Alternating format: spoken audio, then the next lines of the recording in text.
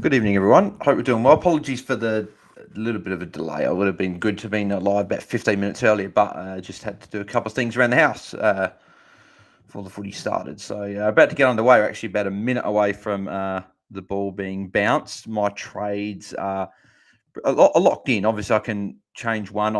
I don't feel good about bringing in a rookie that's not playing, but I'm bringing in Mullen. I traded Wilmot last night. Probably should have gone Johnson down to Hewitt instead. To get the rookie that's playing, but Johnson is playing, going to probably make more cash than Hewitt this week. So I've gone Mullen. I could have gone for a Faye and Sade 40 odd K, but I just feel that Mullen's going to come in at some point, whereas I don't know if Faye's going to play much more. So, and I'm relying on injury. And if Faye comes in his basement price, I can bring him in and I can put him in my utility spot, whereas I need a defender. So Mullen was the guy that came in because I think he's more likely to play some games.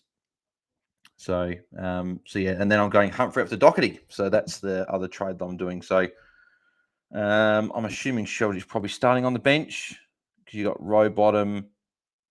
Mills is at the first CBA as well. So anyone's got Mills, he's in the first CBA, which is good to see. He's pretty. Mills big watch tonight. I don't have him obviously. I'd prefer him not to go 130 plus, but he's the guy I'm looking at bringing in next week. For my final rookie upgrade. So fingers crossed there's no forced trades this week. And I can actually get my final rookie off field. He'll probably come in it regardless if he plays well.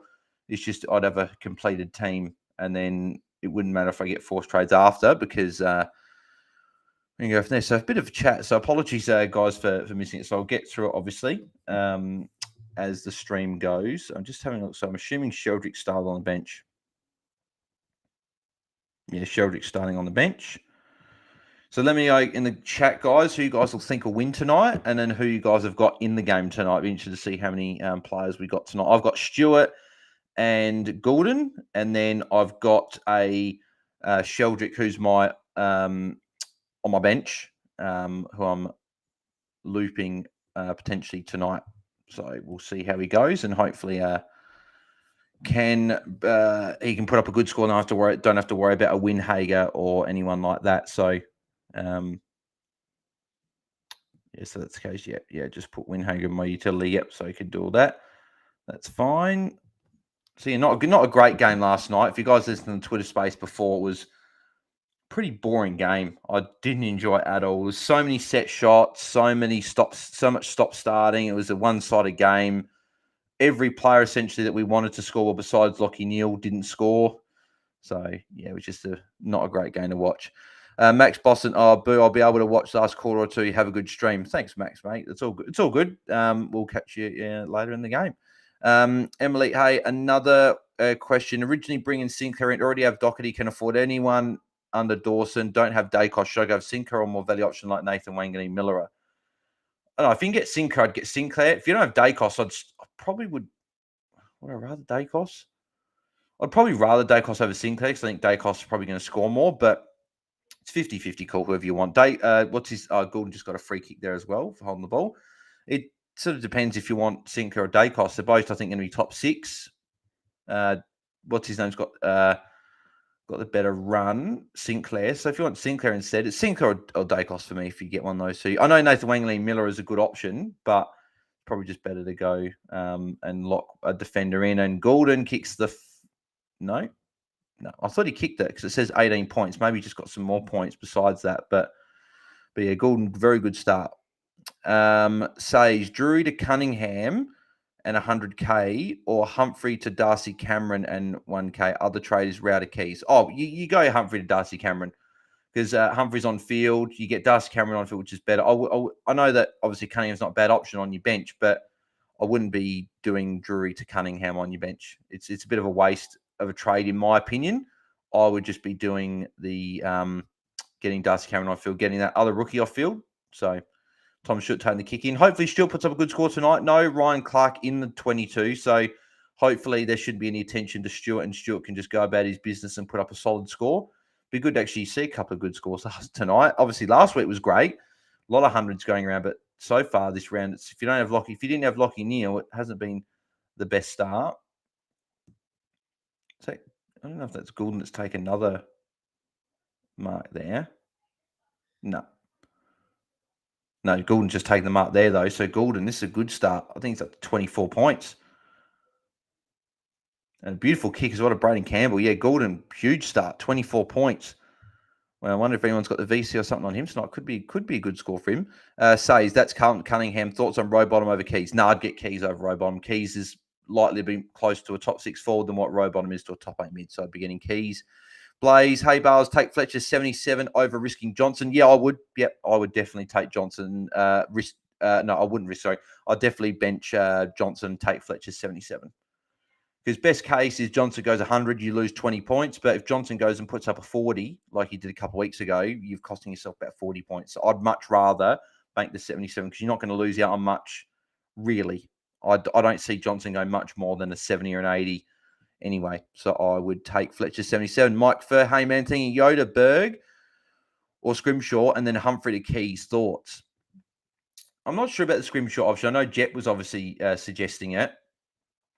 And I'm just nervous with Himmelberg. I know people see he's a good option. I'm nervous that they're not going to be. I don't see Giants playing Whitfield, Lockie Ash, Nick Haynes, Isaac Cumming, Himmelberg, like all in defence. You're not playing those 5 guys back in defence. So I think Himmelberg's going to move back forward next week. So I'd almost would go Scrimshaw probably over Himmelberg as something a bit different. And for a 2-week play until Sicily comes back, if you're fine with having a 2-week play anyway.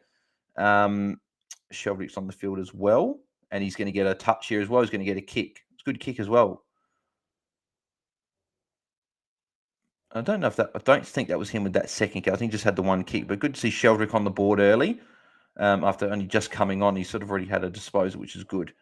So hopefully, if Sheldrick goes 70 plus tonight, I'll take his score over Winhager and bench him this week.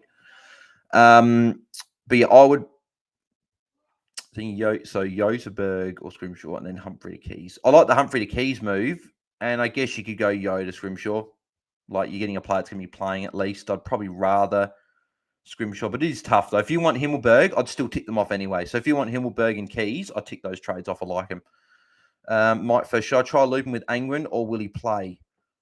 Angwin won't play, I don't think. He might be the sub, but you just have to obviously see that. But it is the second last game, so maybe you don't want to risk it. So I probably wouldn't. I wouldn't worry about looping. I just and Hawkins hits post. Says, can I get Isaac Heaney? Last 3 averaging 98, last 5 averaging 90, break even 58, and I think he'll average 90 plus the rest of the year. Obviously, the game started, so apologies, mate. I didn't get to it before the game started. I wouldn't have got Heaney as an option. We've seen this before. He's done this plenty of times, so I wouldn't trust it. Sheldrick, another disposal, another handball, which is good to see. Yeah, I wouldn't trust him as an option, so I wouldn't have gone him. Emily, still have my VC. Ridgie was going lead into Crouch, but what are your thoughts on going a Doherty into Crouch? I like it. Everyone's going to be going one of those Adelaide boys.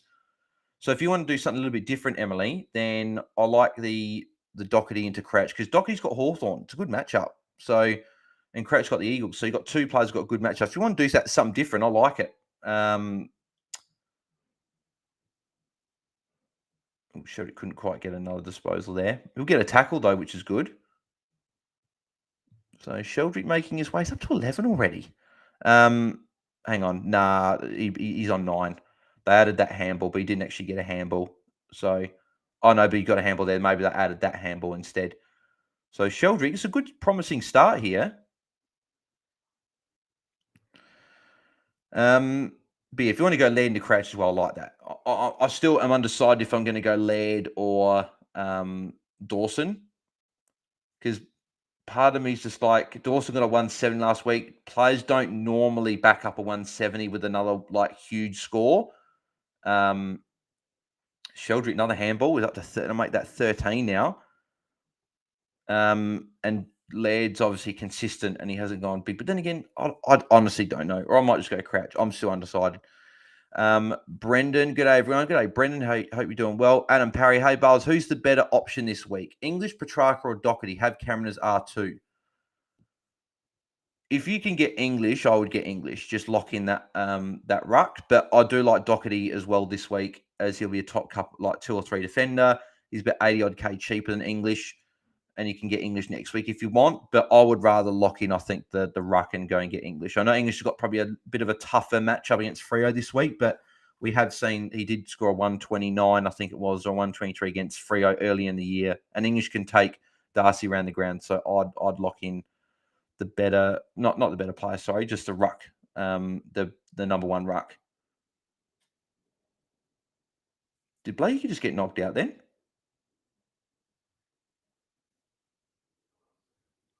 Blakey went down. Sheldrick was open for a little short kick from Hay. Oh no, that was Papley, not Sheldrick. I thought it was Sheldrick. Yeah, hopefully Blakey's all right. Seen a cop a big hit there. Goulden, and Goulden's missed it. Goulden, good start though. Good thing is Sheldrick and Goulden have both started well. It's just we just need Stewart to get involved a bit more. No, he didn't get knocked out. Duncan just a bump. Oh, we got him on the head. Maybe, I don't know. Does Duncan have anything to worry about there?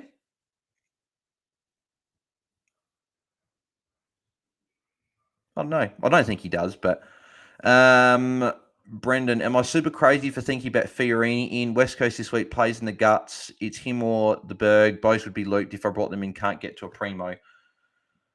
Oh, geez. I don't know if I could advocate for bringing Fiorini in, but then again, there's probably just as much risk as bringing in Himmelberg. So, if you are keen, I guess you could. I couldn't bring in Fiorini personally, but if he kept that role, he's going to score, and he's going to score more than Himmelberg. So if you're keen on the role and you think it's going to stay, then go with your gut. I don't think it will. We've seen Gold Coast have done this, so I wouldn't bring him in personally. I'd just go Himmelberg, but I'm not sure. The fact you can loop him as well, I guess you could bring in Fiorini. If Fiorini's going to go next week for you anyway, then you could just do a week play and see how he goes. Sheldrick, another handball. It's up to 15 already. Going to Goulden, didn't quite get to him, so Guthrie intercepted it there. But France has come back the other way. It's going to go to Goulden. So Goulden's up to 31 already. No, make that 30 because he got the handball instead. And Heaney's lining up for goal. Clay Smith, have to bring in one of Fiorini, Simpkin, Himmelberg, Scrimshaw, or Henry. Who's Henry? I wouldn't bring it. That's Liam Henry. I wouldn't bring him in. So it's a problem. I'm not huge on this option either because a lot of these guys I'm not super keen on, but probably Simpkin. Simpkin, out of all those guys there, has got the best chance of averaging 100. So if you want to take a punt, Clay, I like Simpkin. He's not going to get the tag because that's going to go to LDU. We know he plays high time and ground, and he plays just midfield. So I'd probably go Simpkin. I'm nervous about Himmelberg. I'm not sure about Scrimshaw. I couldn't trust Fiorini, and Henry I just wouldn't consider. So Simpkin's probably the one I'd go, surprisingly, but I wouldn't feel safe bringing in any. The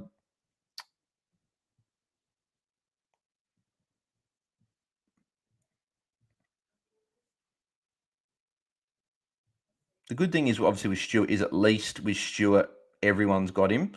So even if Stewart puts up a dud, we're not missing out too much. He's got Goulden free on the wing. What's McInerney doing? And Heaney, bloody Sheldrick was there to take the mark as well.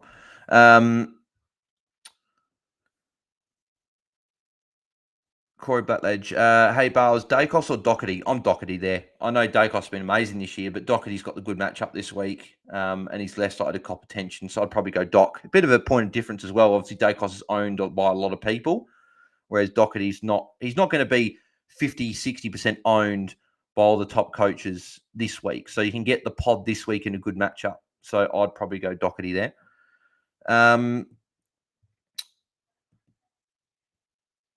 Brendan said, right now I'm looking hard at the GOAT, and I'm assuming that's Fiorini. It's not a bad option, Fiorini. I couldn't trust it.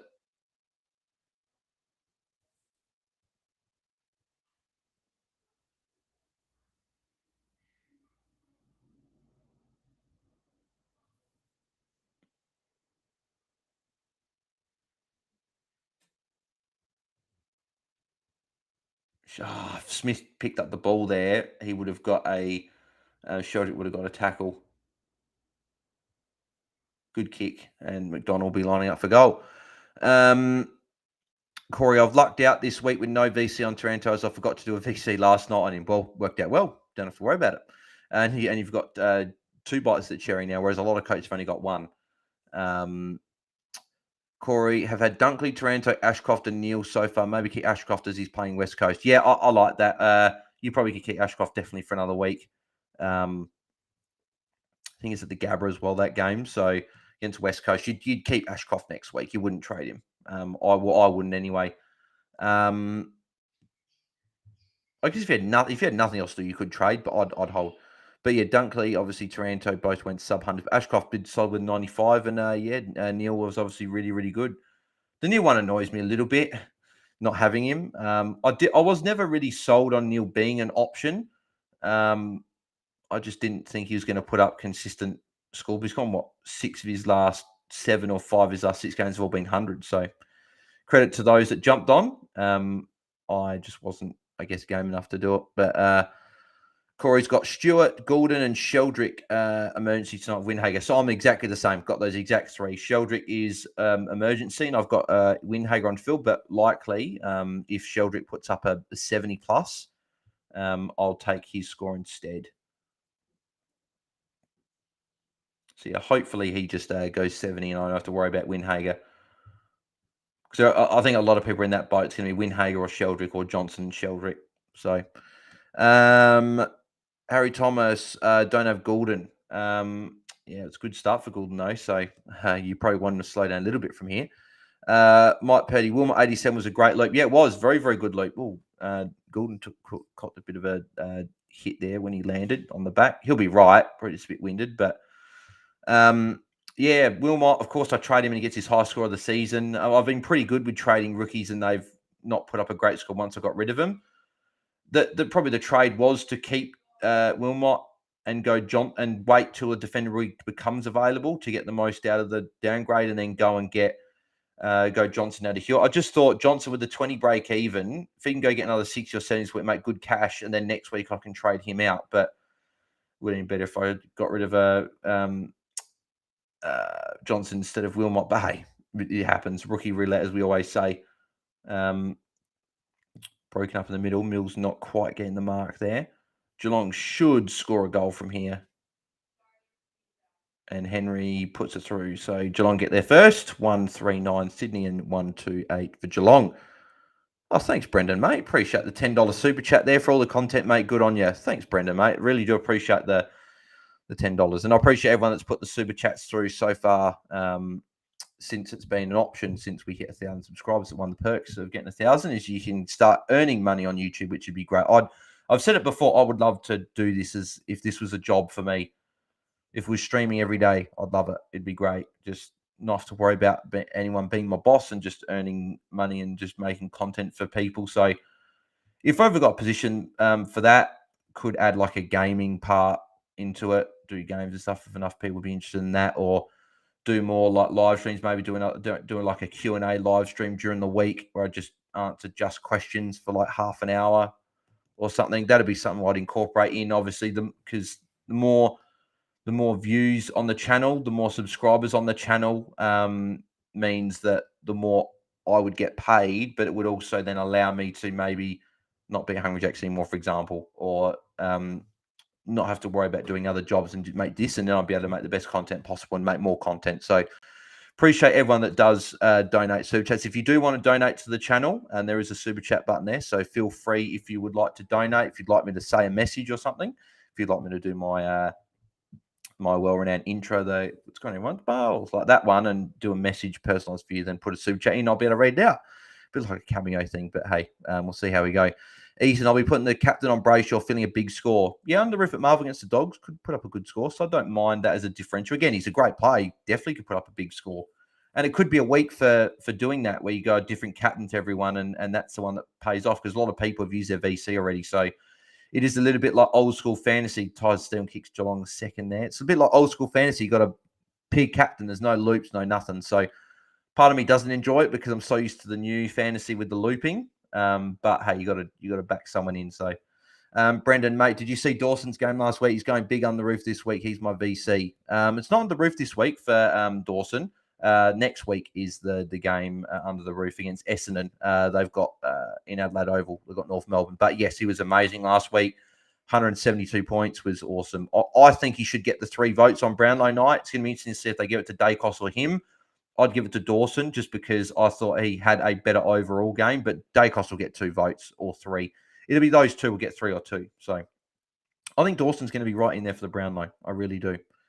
Maybe because he's not from one of the Melbourne clubs, maybe he doesn't get it. But maybe that is just the South Australian talking in me. Sheldrick, I don't know if that was a tackle because Atkins did sort of fumble it out when Sheldrick tackled him, but then he picked it back up. So I don't know. He did get the tackle. So he's up to 19. So there's still 6 minutes to go for Sheldrick. So, that's a dangerous tackle. I know that it's not the textbook one where he slammed him into the ground, but he sort of had both arms pinned. Dangerfield fumbled it. Gives it to Stengel. Brun, Myers hits up someone. Hawkins, yeah. So lining up for another goal. Geelong. Brendan, I've kept Wilmot, Johnson, and Sheldrick. Didn't want to upgrade due to lack of rookies, so I have to make a choice on someone by 645k. Yeah, I know. Unfortunately, the lack of rookies has meant you're probably not going to be able to get the guy you want exactly. But yeah, I didn't want to bring Mullen in this tonight just because he's not playing. I don't like it. But if I was looking, I had a choice between O'Donnell, Fay, and Mullen. When I looked at it, I thought Fay, he's basement. I can bring him in if he comes back in, but I don't see him getting a game unless there's an injury, because his spot would be a wing or half back, and they've already got guys like Kelly and Callahan on the wings. They've got Perryman playing on the wing, then I've also got plenty of guys off half back. So I just don't see how he gets in the team unless he's sub. Whereas Mullen, I could see him getting back into the Geelong side. And with O'Donnell, there's just no point. He's just going to get dropped either next week or week after when a few guys come back. So I just thought it was a bit of a waste getting him in. So I've gone Mullen because I thought he's got the best chance. But then again, I could have saved 40k to get Fay in. So maybe that could come back to bite me next week with upgrades. But I think I'll be fine because I just need 200k from a rookie down to then go Johnson up to Mills, but Mills is likely to drop this week. So what's Mills on at the moment? He's on 14. So Mills is going to drop maybe 20k, maybe could be more. And then Johnson hopefully will go up about 20k. So I'll be able to do like Winhager down next week, and then Johnson up and get that final rookie off field. Harry Thomas, I'm going Bont captain. He's consistent and need a good captain score. Yeah, I like it as well. Could go well against Freo, so I don't mind it. And then obviously, I was just thinking with my trades, well, if I do get a forced trade, I can then just Goulden's free. Goulden's free right there. Yep, and they're passing to Goulden as well. So Goulden will be lining up for goal. Goulden, wow, it's going to be a big quarter for him. Going to be about a potentially 40-point quarter. But yeah, if I get a forced trade, it would just be a rookie down. Then that forced trade to someone, I just have to keep a Winhager or Sheldrick for another week, and just loop again. But more than likely, North Melbourne probably play later in the round. I'll be able to loop 3 or 4 guys. Well, 3 guys, not 4. Clay Smith, Simpkin just won't make cash for ages. That's all. I know he won't make cash, but I'd probably just I'd still rather him because I think he's got the best chance of averaging well enough, so the points. But then again, they're all risky options. So if you don't like Simpkin, then go on the other guys. That's completely fine as well. So Stewart coming up for his second disposal of the quarter. Make that he's going to get another one here. So moving up to 8 points. Not a good start for Stewart. Hopefully he can pick up as the game goes on. Corey, looking at potentially Dawson or Doherty. Yeah, I like it. Yep. Doherty could go big this week. And yeah, Dawson as VC is a good shout as well. Brendan, this is easy, the hardest trade week of the year. 3 rookies I don't want to get rid of, but can't get to a pro unless I trade Johnson, Sheldrick, or Briggs, but cash gen. I'd be happy to trade Johnson. I know that cash gen's still there, but I'd still be happy to trade him, especially if this role is going to change like they have sort of flagged. I'll also be happy to go Briggs to English if you want to do that as well. That's still not a bad play. But if you can go Johnson up to someone, I'd still do that. You don't obviously get rid of Sheldrick.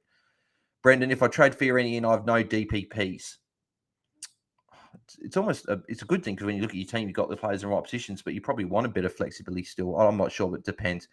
John, how's it going, Bales? Good, John, mate. Hope you're doing well as well. Moon Boy, g'day, legends. How you doing, Moon Boy?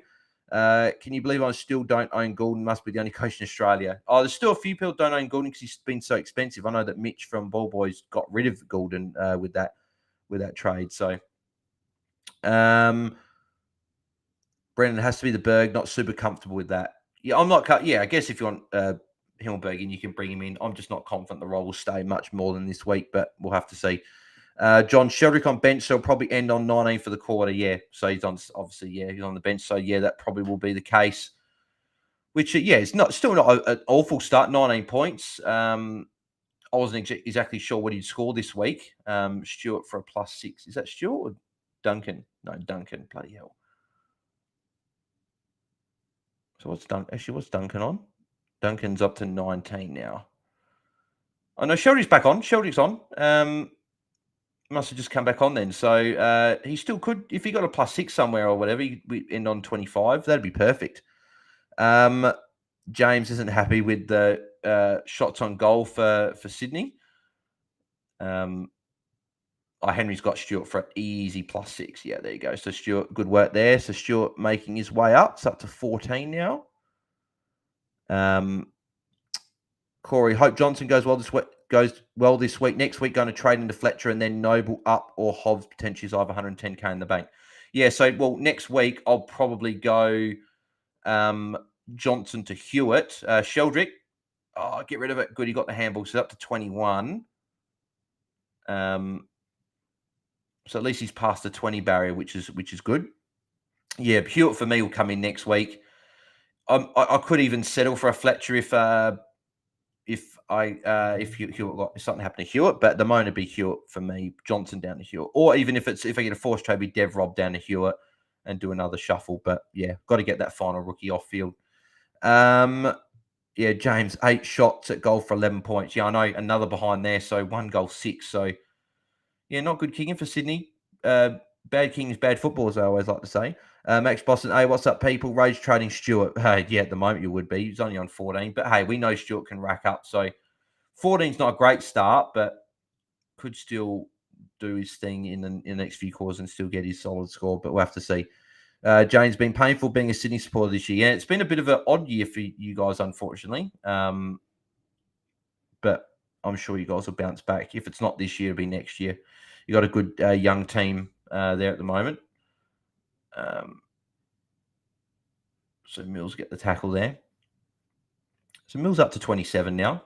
So Mills a good start. So this is obviously promising. This is what we want to see. The way Mills has started, he'll be coming in for me next week. I just wanted to see something. He's playing the midfield. I know Warner's not there, but it's not like they're going to completely kick Mills out of the midfield. So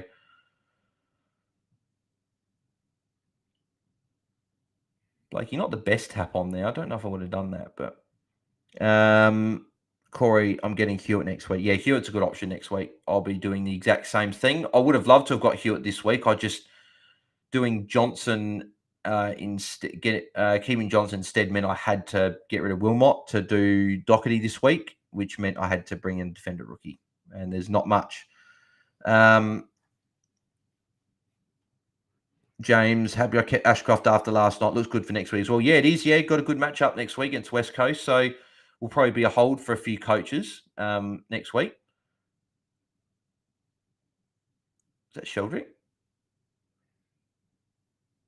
Yeah, Sheldrick +6. Yep. So Sheldrick, I believe, is up to 27 now. Good start for Sheldrick. Very, very. This is awesome. But I'm not going to speak too soon. We did see last night Robertson was 26 at quarter time and he only got a 61. So let's hope Sheldrick can continue this. Corey, but can't get rookies off yet. Have 2 left, but think soon I'll get a completed team. Yeah, it's just trying to get there. That's the thing. Like if you can get whenever you can get there is when you can. Hopefully as quick as possible because I know some teams don't have any rookies.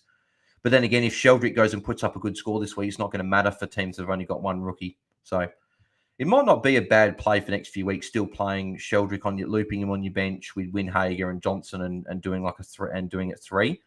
Because, like, for example, just gonna have a look at next week. So it's pretty much when does Drury play next week? So Drury plays on the Sunday, the first game on the Sunday, right? So Matt Johnson plays the final game of the round. Of course he does. But the good thing is Sheldrick plays Thursday night, so you can loop him. And then Winhager plays Saturday night. So the good thing is for me next week and for a lot of people, Drew will be the loop mid forward. I don't think he'll come into the side. You'll be able to loop Sheldrick and Winhager on your bench. And potentially you could even do Dev Robertson against West Coast if you want to. You could loop a few guys there and see how they go at that final route. So I don't have to get the rookie off field next week if one of those rookies goes well. Like Sheldrick puts out a good score against Richmond on the next Thursday. That's one thing you could do. Brendan, you've kind of talked me into it. Johnson a day gives me DP and a top 6-ish defender, but it means I can't get the Bont next week. That's okay. Bont's very, very expensive. It's a luxury move to go up to Bont now because he's so expensive. I would rather do Johnson a day this week. I'd rather get the better player in. Am I muted? I don't think so. Okay, no.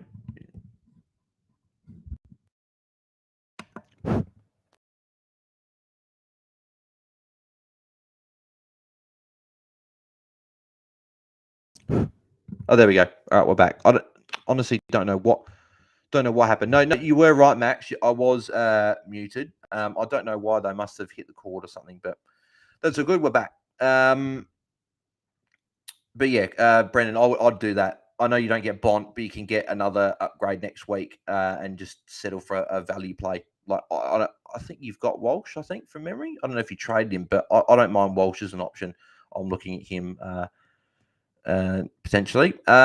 Huge from Sheldrick says, John, push for that 100, my boy. He's unique for me.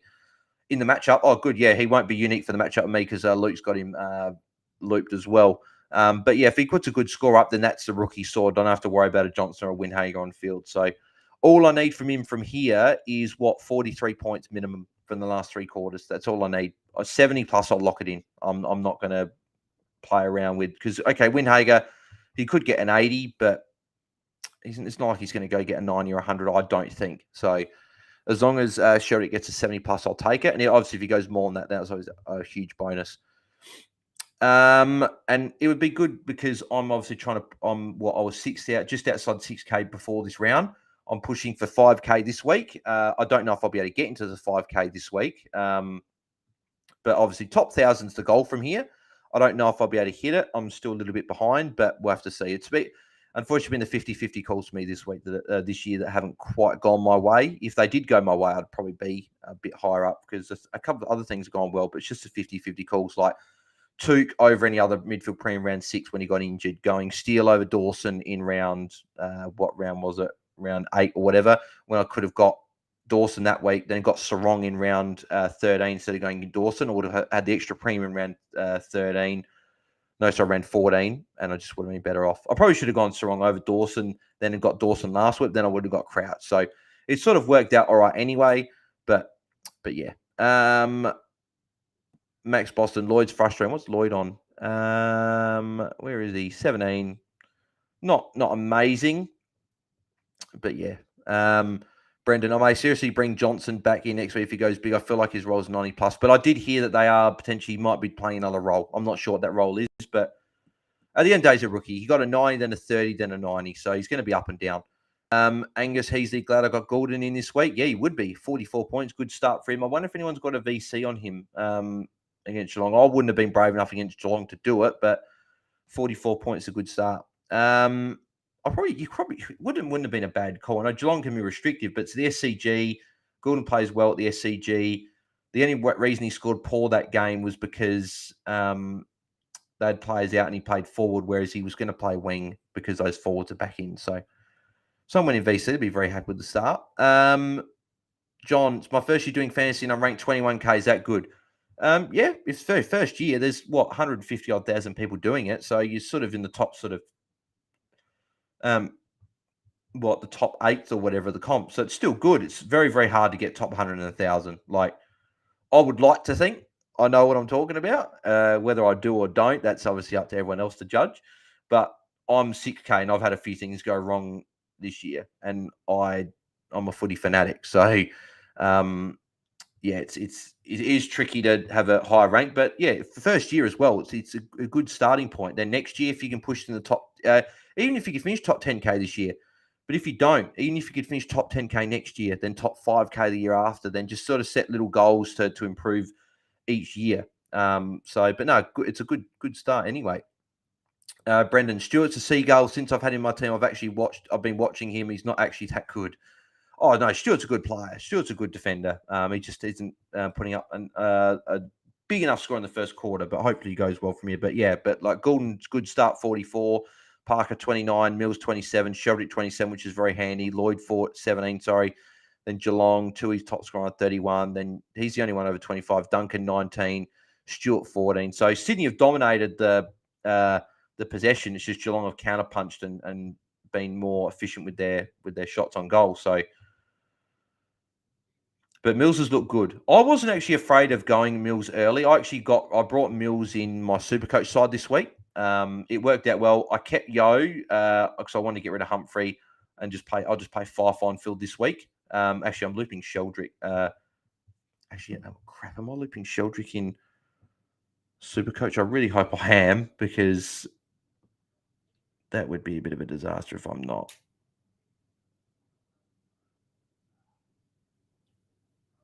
Oh, okay, I am. Oh, sweet. Oh no, what am I?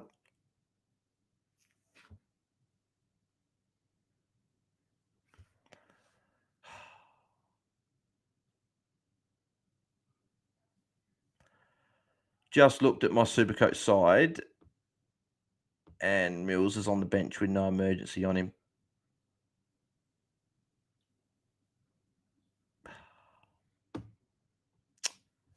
Really? And there's nothing I can do about it either.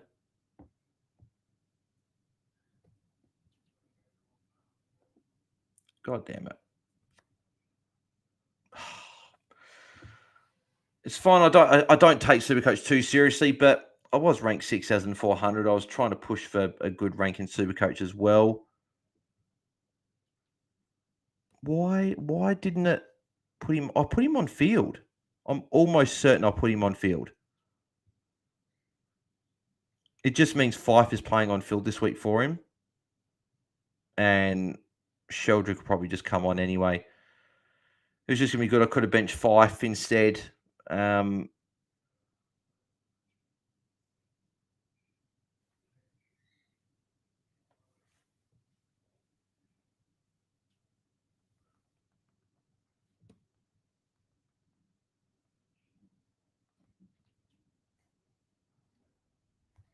Far out. That's annoying. I don't know why. I thought I checked it, and I thought I saw.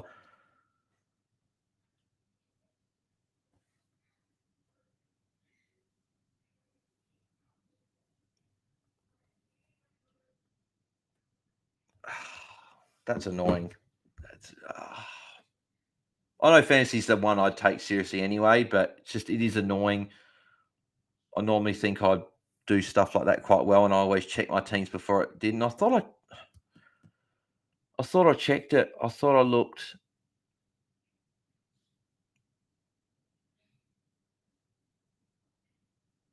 And Sydney Key guy, so Papley kicks it. Then again, I'm not going to win the comp, so who cares if I finish 5,000 or 10K? It doesn't really matter. But yeah, I brought Mills in. I thought it was a good move, but yeah. Oh well. Next year I'll probably take Supercoach and Dream Team a bit more seriously next year. Like RDT, I'm ranked in the top 600, so I've actually got a bit more of a chance of finishing top 100 in that. But yeah, unfortunate. Corey, Hobbs over Ash would have helped a not English captain. Yeah. Oh, thank you, Corey. They're the other two that I forgot. Yeah, I went Hobbs. I went Ash over Hobbs. That would have been good for cash gen and better scoring. And then I went English captain that week. So yeah, that was a shame. Thanks for reminding me, Corey.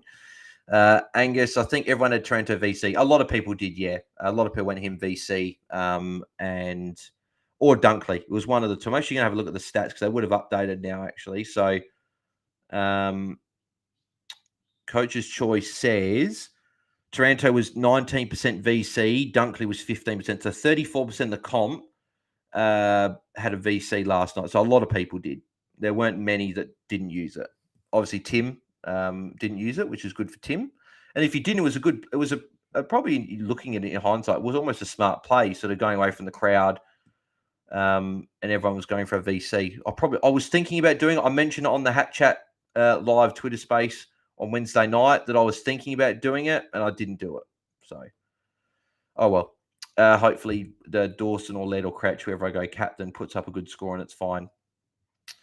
Moonboy Sheldrick, you legend, I was brave to roll dice and play him over Fletcher's 77. Yeah, I would have probably banked that 77 Moonboy, but hey, it looks like a good start for Sheldrick. I don't want to get too carried away too yet, just because we did see Dev Robertson last night did only score 61. He was on 26 at quarter time. So Sheldrick could just as easily finish on a 60, but hopefully he puts up a good score. Jamal says, hi, Bales, trade in Hewitt and have Sheldrick emergency in the bench with Hewitt. Do you think it would be worth it to change Hewitt to non-playing player this week so I could take Sheldrick's score? That would purely depend on what Sheldrick finishes on. If he goes 90 plus, that could definitely be a play. You could look at a guy like bringing in Josh Fay, who's basement price, who, other than again, he's emergency, so you want to bring in someone who's not playing. It is a play, but I would prefer to. I'd still prefer to get in Hugh and get the cash gen, but it really depends on your team.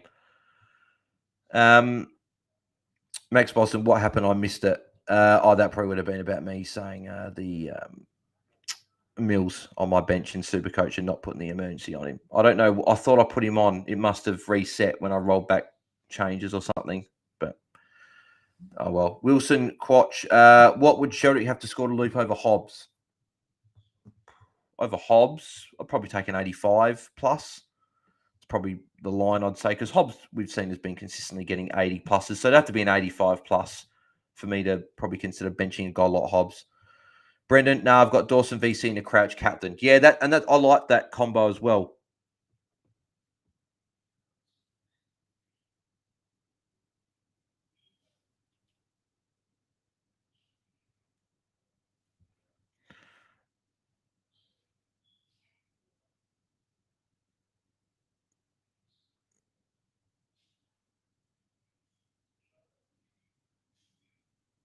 People saying, Bales, you're a professional. How can you leave Mills on the bench?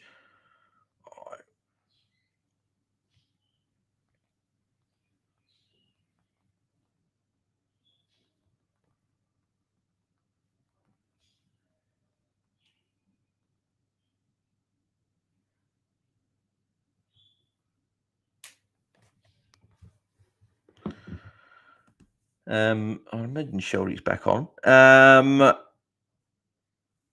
Harry Thomas, is putting Mills on next week a good trade? Yeah, I think Mills is a good trade next week. I think he's a good option. He started all right, 29 points. The thing is, when we bring him in, we don't actually need him to be a 105, 110 averaging player. He's got the ability to do that, but really, as long as he averages about that 95 to 100, that's probably what we want just as a placeholder for a few weeks. Because he's got Richmond next week. It's a great matchup. So no matter where he plays, he could put up a good score. And if he can average 95, 100, that would obviously be great for not only cash gen, but if you go rookie up to him, he's going to score better than the rookie. So I do like him as an option next week if he continues playing well here. And if we see him play a full game, that's what we want to see. We want to see him play a full game, score well, and he started all right, which is good. So Stewart's still on 14. Come on, Stewart, man. Let's get moving. Is he on the bench? Because it's in Geelong's defensive. I don't actually see him at the moment. Yeah, I reckon Stewart's on the bench at the moment. Who laid the tackle there? I don't know if it was Goulden or not, or if it was someone else.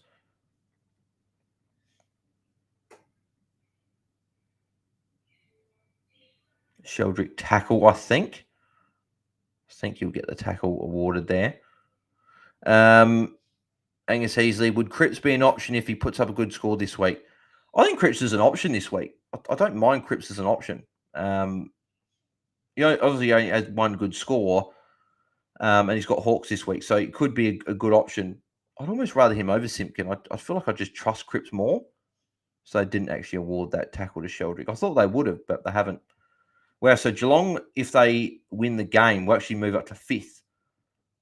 They'll move above the Crows and 3 other teams. But obviously that just shows if the Crows beat North Melbourne tomorrow, which you'd like to think Crows looking for finals, you'd like to think that they can win at home. That means they can actually go back up to 5th or whatever before the other teams play. It's Fox there. Fox has got Sheldrick free. Fox has got Sheldrick right there. Look, you got Sheldrick right there. Thank you. Finally passed to Sheldrick. So +5 there for Sheldrick. Unless they said it wasn't 15. I'm pretty sure it went 15. So I think it's a +5. If not, worse, it's +2. Still gets points regardless. Brendan, if Stewart's not getting the chippy chips, he doesn't get his own ball. No, he does a lot of stuff for the team if he doesn't get his own ball. But hopefully he can get more of the ball. Geelong just haven't had a lot of it really to start the game. Like you've only got Tui that's doing anything. He's on 49. Stengel's doing pretty well. Duncan and Myers are doing their thing, but then the rest are under 30. So it's been a low-scoring start for Geelong as a team. So hopefully they get going. If Stewart takes like 3 little marks quickly, which we know he can, he could be on 32, and all of a sudden we're not as concerned. Brendan, thought Parker was out. Sneaky buggers. Oh, no, Park was always playing. It was Warner that wasn't playing this week.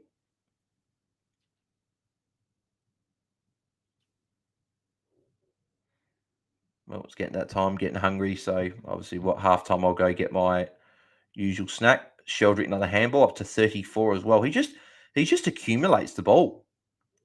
If he's going to be a good player for Sydney in the future, I think he's actually going to be a guy that scores points for. He's going to be a primo, I think, option in the years to come. He's just got that knack for finding the ball. So good start for Sheldrick. He's up to 34. Love it. He's already halfway to what we want him to get to, and still got 12 and a half minutes to go in the second quarter. He's already been off once this quarter, so he'll probably come off with a couple minutes to go. But yeah, good start for the Gussie Sheldrick. Tui again. So Tui keeps racking up. Is Stewart on the? I don't know if Stewart's on the bench or not. I've got to look and see if he is. Yeah, Stewart's on the bench. Been on the bench for 6 minutes. Get him on. Seriously. Like,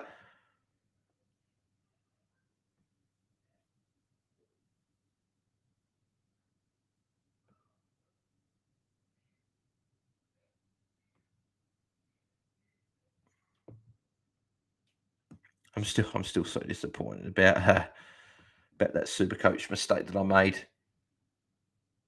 Golden handball. I know that Supercoach I don't take as seriously, but it's just a little bit annoying. Brendan, could Parker be an option? He's in great form, 838k. Not for me.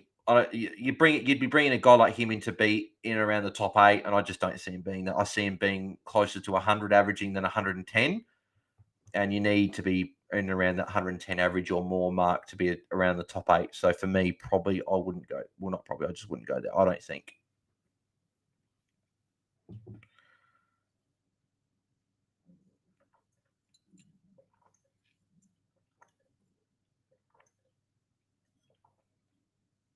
Sheldrick, another handball. Good. Up to 36. Good stuff.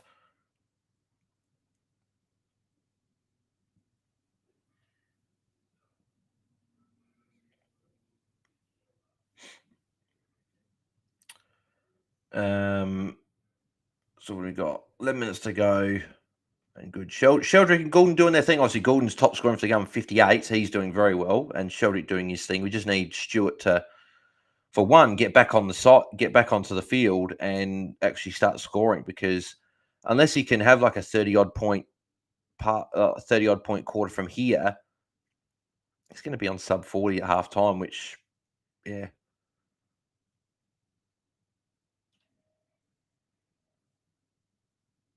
And McDonald kicks the goal. So Sydney kicked their third. So they finally get a goal. Back to 3 points. John Bales, what's your go-to food while at the footy? At a big period there was just pretty much hot dogs, but mostly I always get a thing of chips. Always get chips. We bring our own bowls of Coke just because it's so expensive at the footy. It's just like we already pay so much for the food, so always bring a bottle of Coke. Always have a thing of chips, and it's either a sausage roll, pie, or a hot dog. Probably go pie tomorrow, actually. It depends what I feel like tomorrow, but I've gone sausage roll last couple of times. Might go pie tomorrow. Something a bit different. But yeah, that's normally what I get at the footy. I've had a Chico roll every now and again, dabble in that at the footy, but they're probably the main things I have at the footy.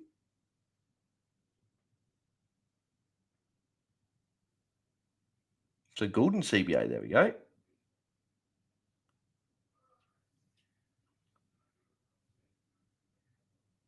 So Sheldrick lined up on a wing in that CBA there.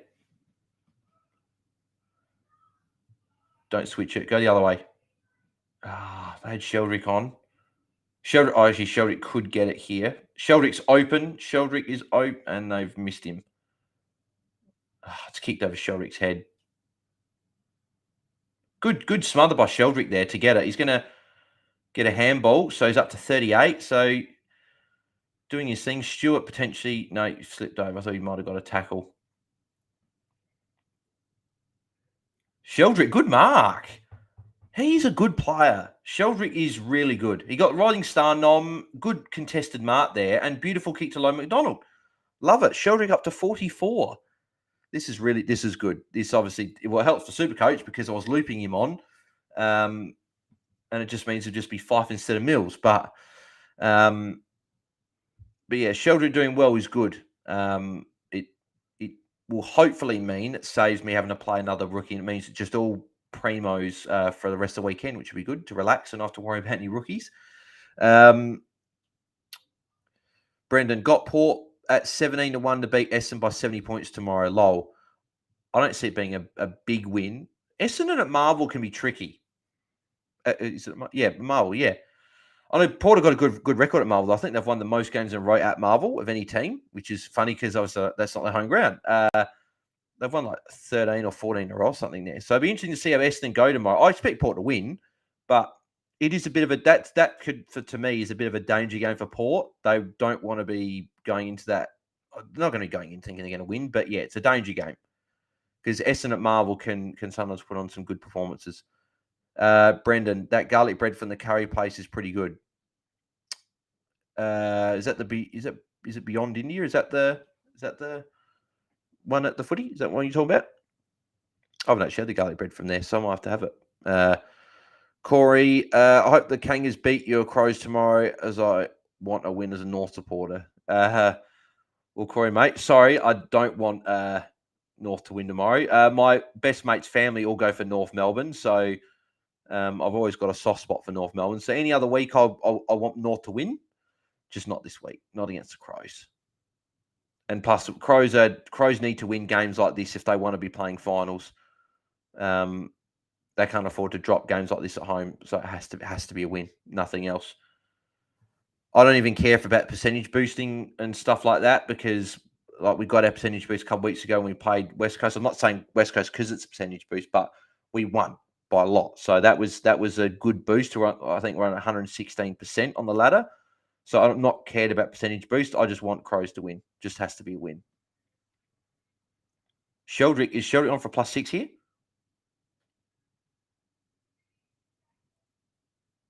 Hayward's got Fox. I thought Sheldrick was in and around the mark, but maybe not. So Stewart will be getting a kick in. So Stewart will get his first points for the quarter, about bloody time, unless he doesn't play on from the square, which he can sometimes do, which is a bit annoying when he does that. I don't know why players don't always just play on. Just take one step out of the square every time. It counts as disposal. Like, So he does play on. So he's up to 17 now. So hopefully he can get going, get to a 40 by half time. Stewart's the sort of player, though, he'll probably find a way to get to his 85, 90, I think. So we'll have to see. Angus Heasley, would you support a system change where players score based on their position, e.g. forward score extra points for goals, defenders score more for contested marks? Probably not. I'm pretty happy with the system that they've got at the moment. Sheldrick should have got a free kick. I don't know how Sheldrick didn't get a free kick there. He had the ball, it flipped out, and the guy tackled into the ground. Should have been holding the man. Gordon gets another kick there, so he's up to over 60. It's a 64.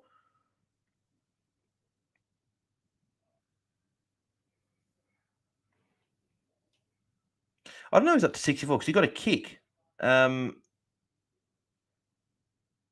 got a handball, so Stuart getting a few points to work his way. Gordon, no, couldn't quite get it there. Harry Thomas, who's a good 500k defender? I don't know. Caneen Coleman obviously did well last night. So if you're looking for next week, Sheldrick, kick, lovely kick. He uses the ball well as well, Sheldrick. So he's up to 47 now. 7 minutes ago. He'll come off in a couple of minutes, probably. He might even come off now, depending on if it's his rotation. But 47 is very good. 500k defender. If you can get Himberg for 570, he's probably the pick. Scrimshaw, I know Jet was talking about as well, is not a bad call as well. They're probably the two, but yeah, it's a bit tough in that price range. And he says it would help players like Darcy Moore, who are very good but don't score much. I know what you say. I just prefer the scoring system now. It's just because that's always been the way I've known. I probably don't want to change. I don't know. Could be a shout, but maybe if they made another, if there was another, but that's what draft's for. If you make a draft league, you can actually change the way players score. So you can actually make players like Darcy Moore and that. You can make intercept marks worth more. Like you could do like intercept marks are worth double a normal mark. And then you could do like intercept sessions and stuff like that worth more. So that's a shout if you want to do a draft league and change it. Gordon free for a +6. So Gordon is up to at least 60. Up to at least 70. But he could be lining up for goal here. Brendan will be a bloodbath. What is that the game for tomorrow? The Crows game. I hope the Crows win well. So Gordon hasn't kicked a goal yet. 0 goals 3, 0 goals 2. Could be 0 goals 3, depending on what he does, unless he passes. Crow Blade. Essendon is at the MCG. Is it? I'm pretty sure the Crows versus Essendon is under the roof. I'm like 95% sure it's under the roof. Yeah, it's under the roof. Yeah, Marvel next Sunday afternoon. Crows play them under the roof at Marvel. Now Stewart's got potentially another kick in here. If he plays on, he'd be over 20. But again, 5.5 minutes to go. He's just not getting his +6s tonight. He's having some kick-ins and getting these touches and whatever, but he's not taking his marks. I thought Stewart was actually going to score quite well tonight. We shouldn't have a tag because Ryan Clark's not there, but yeah, not a good start. Oh, Sheldrick could just get one. Wait, Sheldrick's up to 57. What did Sheldrick do? Oh, Sheldrick got the +6 there. He must have got something else, though, that I missed, because he was on 47. Maybe did they add a tackle to him? It had to have been a tackle, but 57 for Sheldrick. What a start. He only needs 13 points for me to lock away. Again, I repeat again, we've done this before. Do not put a non-playing player on your field yet to loop Sheldrick on. It's bad. It's bad juju. It doesn't work. It always backfires. If you put in a non-playing player now, put him on field for Sheldrick. Sheldrick will score 10 points the second half and only get a 67. So don't do it yet until the game, because there's no players playing tonight. You don't have to do it. So, Brennan, I've often thought that Spoils and Smothers should be worth a point. Smothers is the other one. Yeah. England are 6 for 294 after 68 overs, trailed by 122. Beautiful. Good. At least they got some wickets. Obviously, it would be good if we got them out a bit cheaper than 294, but hey, if we can get them out for less than 350, it's obviously a good start. I don't see many of these games being draws unless they're washed out. So Stewart taking another kick in. He did play on.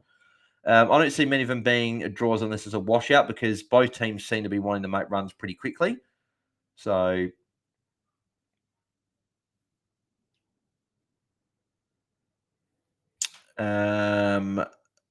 Bairstow's 9 off 23, Broad 1 off 2. So went to the bowls, which is good. James, is Cameron or Key still an option next week? That depend what they're priced at because they're probably going to be closest to 750. If you see them being top 6 forwards, then yes. If you don't, then maybe not. I still think they're value. If they're the best you can get to next week, I still think you can bring them in. They've got good roles. So, Brendan, all the bunnies coming in. You mean all the bowlers. Brendan says, how many people have VC Gordon? Can you see? I'll have a look for you. VC on Gordon.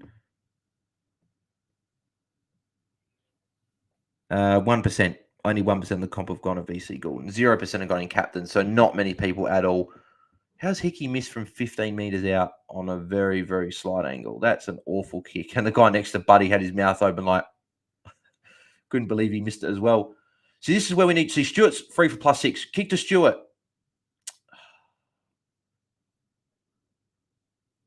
Stewart's free for +6 here. So there's Stewart's first +6 for the night, I think. I don't think he's had any other +6s. So Stewart's starting to get going. He's up to 31 now. So still 3 minutes to go in the quarter. If he can get one more +6, be on 37, it's a pretty decent enough save after being on 14 pretty much halfway through this quarter. I was hoping Sheldrick could have got a tackle there, get himself to 60, but Sheldrick's gone really well. Like the way Sheldrick's going, it's like people got last rookie on field. The way if Sheldrick keeps going at this rate, it's almost like there's no point upgrading that last rookie spot because he's scoring in line with Primos at the moment. And yeah, you could go Johnson to a Himmelberg, but Sheldrick's probably scoring just as well, if not better than what Himmelberg will. So yeah, that's interesting. If Sheldrick does put up another big ton again tonight, it's going to be interesting to see what coaches do. If they've got with the final rookie today, just postpone the rookie for another week. The fact that he'll play Thursday night next week again means you'll be able to have another look at him next week. No dramas. See, if Geelong switched it here, they actually probably would have numbers on the other side. But instead, they're going along the wing.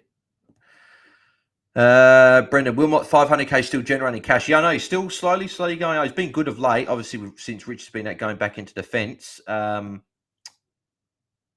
it's been good. I obviously got rid of him this week, but I was still very happy to have him, and he made some very good cash for me.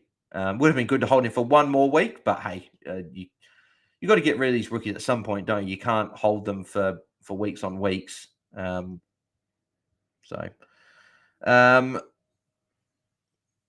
not Crows, Port. Yes, it's the game tomorrow night, the MCG. I thought it was at Marvel as well. Okay, MCG. Okay, my bad. I thought it was at Marvel.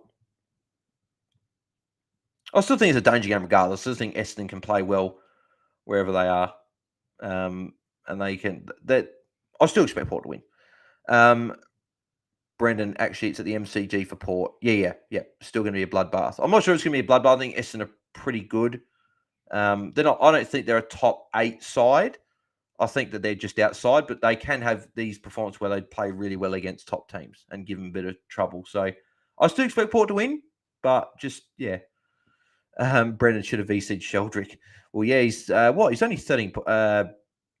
23 points away from Taranto, and he's 15 points away from Dunkley. So, yeah. Corey, Sheldrick is 70 in Supercoach. How good at halftime? Can't wait to take Fife off for Ralston before halftime. Well, I would have loved to have put Sheldrick on, benched Fife, and had Mills on field, but hey, Mills is on my bench without an E on him. Actually, Corey, I don't know if you know what's Mills on in Supercoach. I just want to know. I want to see if I'm missing out on much. He's on 39 in Dream Fantasy, so is he on like 40 odd in Supercoach? If he gets an 80 in Supercoach, I'm not going to care too much. It's if he goes 120 or something, then that's where I'm going to be a bit annoyed. It's like, well, I could have had him. I'm still glad I got him in because he was cheap.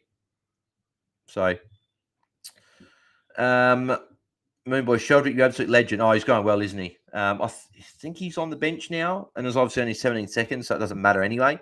John, oh my God, how is City missing all these? Yeah, I know. Four goals, 12. They could be miles in front of Geelong. But as I always say, bad kings, bad football. And there aren't many teams that kick poor like this and end up winning the game. Max Boston, right, Stewart and Lloyd are gone this week. Goodbye. No, Stewart's fine. I still see Stewart as a top 6 defender. I know he's on 31, but look, he's the 1, 2, 3, 4, 5, 6 high-scoring player for Geelong. It's just the fact that there are so many players for Geelong that aren't scoring very well.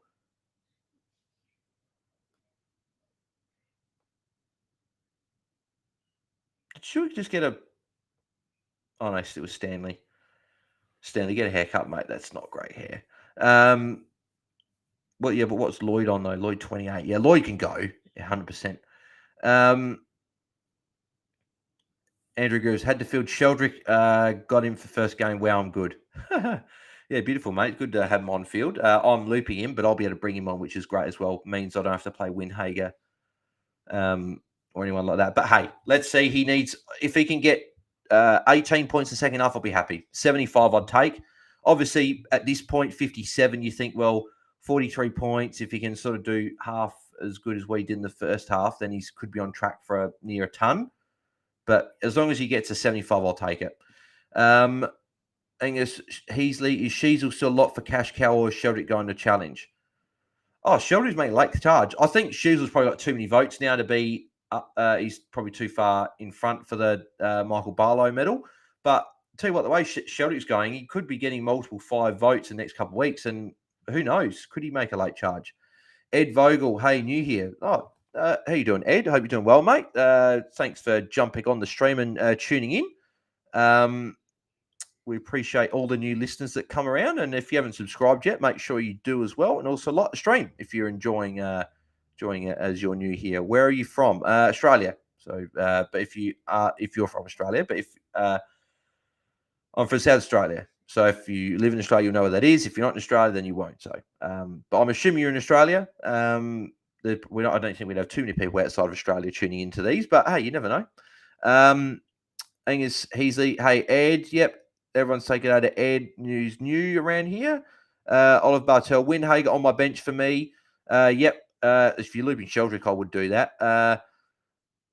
Brennan says, g'day, Ed, as well. Corey, Mills is on 50. Okay, so Mills on 50 in Supercoach. That's not the worst, but then he's probably on track for 100 still. If Fife goes and gets a 50, then it's cost me potentially 50 points. Brendan Mills a lot for next week. He's a good option next week, 41. Hopefully he can get to a decent score by the end of the game. He's got Richmond next week, which is a good matchup. Andrew Groves, Stewart, my worst defender. Nathan Wangani Mirror's better. Well, the way he's performing lately, you probably could say that. Stewart's been good of late, though. It's just he's just had a couple of poor scores. He had the Port game, then potentially could be this game, but he'll be fine. Brendan, as soon as Sick Dog comes back, Stewart's gone. Yeah, well, yeah, I'd rather Sicily over Stewart, 100%. Stewart's got more games at GMHBA on the run home, so I think he's going to put up good scores. He's got North Melbourne next week, GMHBA. He could put up a big score there, so he'll be fine.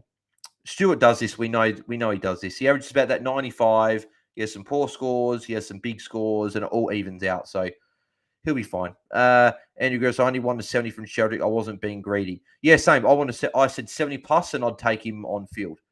So hopefully he goes well. Oliver, Mitch Duncan brought him in this week. Yeah, 46. Yeah, not bad. He's third high score for Geelong, so going okay at the moment. Is he a good pick? I think he'd be solid. Brennan Sheezel's going to come out of the bye with a bang. His role before the bye went back to normal. He's going to be a good hold. Defenders don't score well against North. I know they don't, but down at GMHBA, Stuart will score well. Andrew goes, what most Sheldrick can go up in a week should be another 100K. Well, if he goes and puts a 90 on this week, he's outscored his break even by nearly 160 points. So yeah, he would go up about 100K again this week. So he'll be over 450 next week. He'll be really good for owners. And he actually allows potentially to, in a few weeks, you might be able to bring a premium on your bench and have a 23rd premium. That's something I'm looking at doing. Oliver Butler, what happened to Dunkley watching the cricket? So he just got a bit of I think, calf tightness, and he said it was cramping up, so they subbed him out. So he said that Brisbane hoped that he should be fine, but the fact they got West Coast, there is a chance that he does get rested. So that's just something to keep an eye out for. We'll have to wait and see. But that'll affect everyone. So if he is out next week, I think he would be a trade if he was out. $1 million on your bench for a week, you can't have that. So I would trade him out and then look to get him back in when he comes back. Josh Collins, hey, Bales at the game tonight. Oh, beautiful, you're at the game tonight. I hope it's going well, mate. So you're live at the MCG tuning in to Bales. That's commitment. Appreciate you tuning in while you're at the footy, Josh. But yeah, so... But yeah, scores at half time. So Goulden top scoring with 70. So obviously having another good game. Again, good start for him. Logan McDonald 63, going quite well there. And then Braden Campbell's next. So those three guys from that draft, the Goulden, McDonald, and Campbell, all top scoring for Sydney. So all going really well there. Luke Parker and Tui also on 58. Sheldrick 57, which is obviously fantastic for all of us out there. They've got the E on him or got him on field. Heaney's on 50 as well. So good start for him. Then you've got Grind Myers and McInerney 49. Then the other relevant players, you've got Duncan 46, Tanner Brun 41, Stewart 31, bit quiet there. Hopefully he gets going in the second half. But look at all the Geelong players. They've only got 4 players over 40. So yeah, there's a lot of players scoring poorly for Geelong. So I'm sure they'll score better after break. Mills 41, Lloyd 28, which is really bad. He's got to go if you've got him. Then you got Rowbottom's only 22. Well, okay, that's not a great score there. And yeah, they're the relevant players of note. So yeah, most of us have got Goulden. Stewart's obviously the one that's not doing amazing at the moment. Then a lot of us got Sheldrick, so not a bad start. So Brendan, be nice if Sydney could beat the Cats tonight. All this talk of resting players for finals, got to make them first, lads. Oh, yeah, it's a good point. I want Geelong to win because I wouldn't mind Sydney winning because if Geelong win, then the Crows could actually go a game clear of Geelong. So Crows could go a game clear of Geelong. So that could actually help. But I think even if Crows win, it keeps Sydney away from the Crows' spot in the 8. So it doesn't really matter too much for me who wins, but yeah, wouldn't mind Sydney winning. None of my Sydney friends watch footy. I'm a Pies fan. Coincidentally, I'm sitting next to 2 different group of Pies fans. Says Josh. There you go. Brendan, I reckon Park will be an option in a round or 2. If you're a fan of Park, you can go ahead. I know he's on 58. I just don't see him being consistent enough. If he was a forward, yes, but straight mid, I just don't see him averaging that 105 plus to really be a consideration. So Liam Smith was planning on Yo to Himmelberg, keeping 250k for next week, but I could get someone under 850 this week, meaning I'll either play Sherry or Johnson next week. Yeah, if you could go Yo and you've got 250k to 850, people haven't been as keen as me. If you could go Yo to Walsh, I'm a fan of that move. I like the Walsh move. I do like the Walsh move. I really do. I know he might not be. I say saying Brad Close might be in trouble again for that tackle because he did. I said that could have been a free kick. It was very similar to that tackle with Dawson. Had the arms pinned and he dragged into the ground, which is what we don't want to see this type of tackle. But we'll have to see. Yeah, I like Walsh as an option. I wouldn't get Steele. There's a chance he gets subbed out, but I don't mind Walsh as an option. So anyway, I'm going to get some food. So I'll be back in a sec. Wait, hang on. Brendan, he could have let go of the ball, though. Yeah, it's a good point. But yeah, it just depends. We'll have to see. Dangerous Tail's been a bit weird of late. So, but yeah, I'll be back in a sec. Just going to get some food.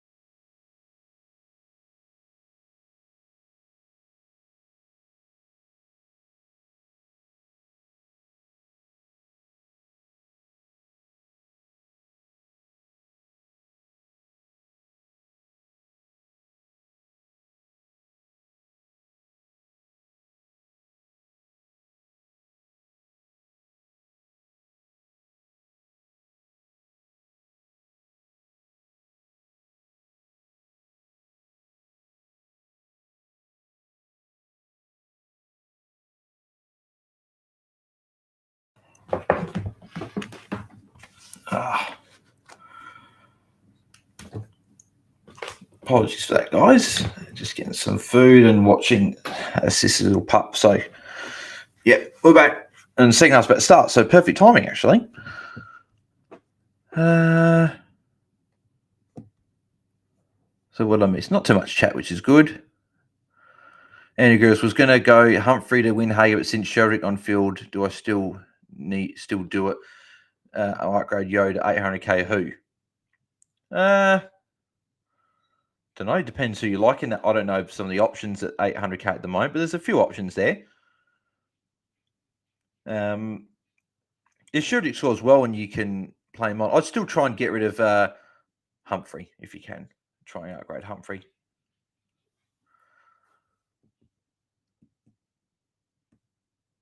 Brendan, training's going to get harder from this round, much more form-based and matchup. Yeah, exactly right, because most coaches are down to the final couple of rookies or final rookie, or they've all got all rookies off and they can start looking at targeting players and matchups and blocks and matchups. So yeah, it's going to become a bit tougher. This is where the strategy really comes into play, because you're going to see people training out guys that you'd never think about trading. Like you might see someone get rid of Merritt because he's got a tough run. You might see people get rid of Butters because of maybe injury risk, or I'm just using those two examples because they're high priced players, but could be anyone.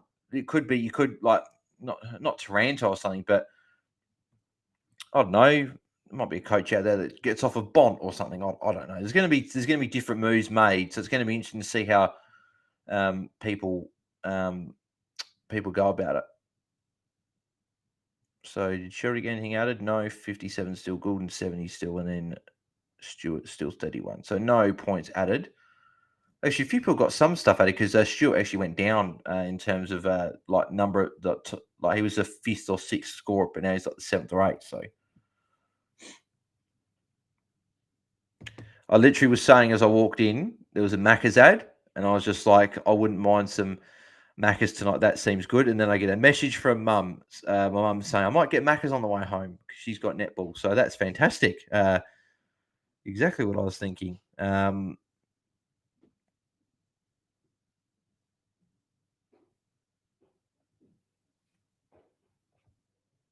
Goulden intercept mark there. So Goulden's already on 76.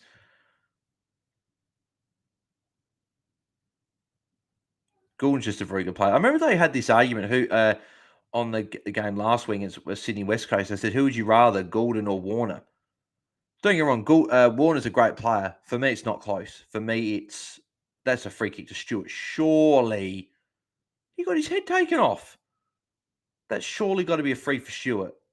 He had the intercept mark, and some guys come over and bloody forearmed him in the head. Anyway, so yeah, someone said, who would you go, Warner or Goulden? I think it was Lynchy, Alistair Lynch asked him, and I'm like, Warner's great, but Goulden's amazing. Like, Warner's going to be a very, very good player for Sydney, but I think Goulden, and it's not close. And it's not being it's more being of more high praise for Goulden than what it is for negativity towards Warner. So I think Warner's going to be a very, very good player for Sydney. I just think Goulden's going to be an absolute superstar. So, yeah, Sheldrick on the bench as always. Actually, what's Sheldrick's game time? Actually, obviously, it'd be a little bit different because he's starting the quarter on the bench, 66%. So it looks like he's getting a little bump in game time, which is good to see. Not this 50-odd% nonsense. Like, it's just like, what's the point of playing him? Brendan, how's your cash gen leading into finals 4 weeks after this round? I think, yeah, it's looking okay. I've got Chesser Mullen on the bench. Then I've got Johnson and Dev Rob on the bench. Obviously, still Heath. And then I've got Sheldrick, Lohman, and Drury. And then I've got Windhager on field. So obviously, Windhager and Johnson will go. I'll bring in Hewitt and obviously a premium. So it's going to obviously look not as good because I'll be getting rid of both Johnson and Windhager. But my cash end's been pretty good all year. So it's not something I'm too concerned about yet. The fact I've still got Sheldrick on the bench. I've still got Chess, who's going to be near 300k. Dev Rob's over 300k. I've got rookies there that I can still make 100k if I need to. I don't have like these red dots that some coaches have got, like your Roberts and Drury's. I've got Drury, but I don't have too many red dots. And it looks like maybe as well Loman could come back in next week because McCarthy's been suspended for a week. So if that's the case, Loman could be back in, which could be really good. Brendan, Hungry Jack's is way better than Macca's. I agree it is. But I work at Hungry Jack's, so I don't really want to get Hungry Jack's if I can help it because I have it sort of enough when I'm there anyway. So yeah, that's why I don't mind the odd Macca's instead. Yeah. Clay Smith, I want to go Butters to Keys last week, but got talked out of it. I don't think Butters will average over 100 for the rest of the year. Yeah, it could be a shout. I don't think Butters is going to do as well as what he has the last 5-6 weeks. Like, he's been absolutely incredible. Like, he's probably been the best player in the comp last 6-7 weeks. I don't know if I see that continue for a whole year. He's a good player, like very, very good player. Like, but I still just see a few other guys like maybe ahead of him in the Brownlow in terms of like who I think win it, and I just don't think I see Butters averaging that 105 rest of the year. I think it'd still go 95, 100, but if you could go him out and get someone, if you didn't have like a Dunkley or someone, but obviously not this week, but if you didn't have a Goulden or whatever, you did that move, then that could be a play, but yeah. Angus Heasley, if you could have any one player join the Crows until they retire or trade, who would they be? What player would I choose if I could choose any player for the Crows? In terms of one of my, I'm going to go one as in like I just want him there just because he's one of my favourites, and I'll go one because I think he'd be very, very good for the Crows. I'm just going to go through quickly the teams before I make my call. I'm just going through teams alphabetically.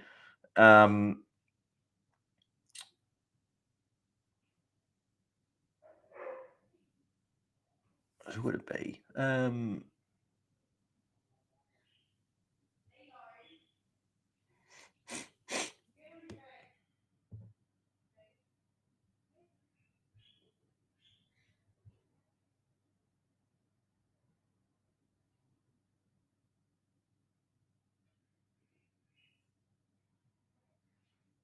Sheldrick should get a free kick there, surely.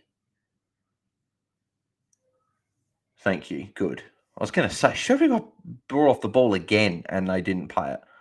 I've almost gone to all the teams.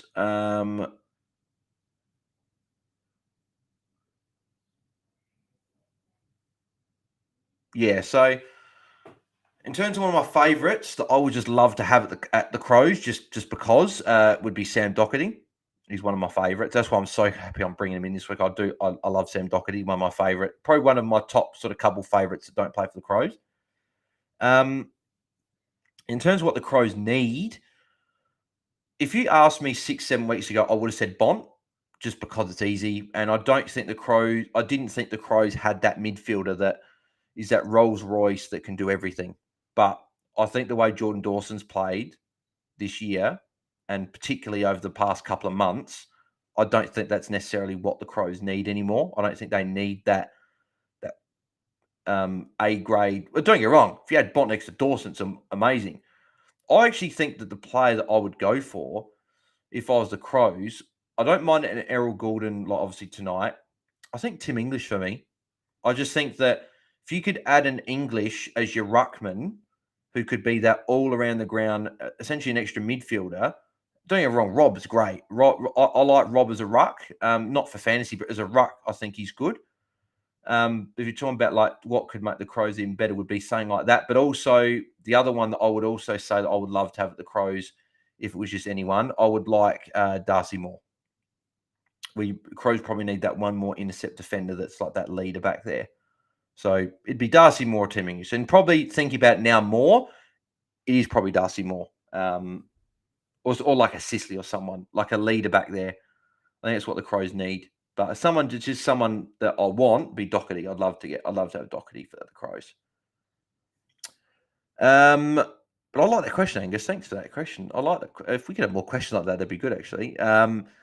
Corey, you could tell Gordon would be a star after his first 2 games of his career. Oh, exactly right. He was great last year. So, yep, agreed. I don't know if that's Sheldrick Free in the middle or if that was someone else. Probably someone else. Brendan says, Butters is a god. Don't doubt him. Hashtag Brownlow, Brownlow Butters.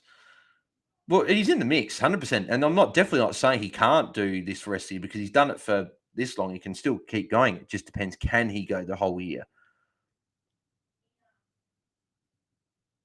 Moonboy Bet Bale says Gordon. Well, yeah, you're right. Gordon would be a guy I'd love at the Crows. He'd be a very good player. Brendan, right now I'd take Sam Taylor from Giants to port fullback for life. That's a great shout, actually. I rate Sam Taylor a lot. So, yep, I definitely can get around that one. Corey, I reckon for Crows could be Bontempelli and have a mid of Bont, Dawson, Ladd. Yeah, and that's what I mean. Bont, Dawson, Ladd, that'd be an amazing midfield. So it is hard when you say just pick one player. Because I could say I want Bont, I want Darcy Moore, I want Goulden, I want Petrarca, I want Oliver. Like there's so many players I'd want. So Brendan Crows would take a Clary, I reckon, make that midfield powerful. That's a good shout as well. And Clary always plays well against the Crows, which I know in a soccer term that I've noticed people use is if they play well against that team, that team should sign them. But yeah, there's plenty of good shouts, plenty of good players out there. But I'm liking where the Crows are heading. Looks like Mills is playing behind the ball at the moment. Mills up to 55, with 57 with that handball added as well. So getting it done. Nightwolf Shorts, thoughts on Fay? So Humphrey to Fay and then Perkins to Dunkley.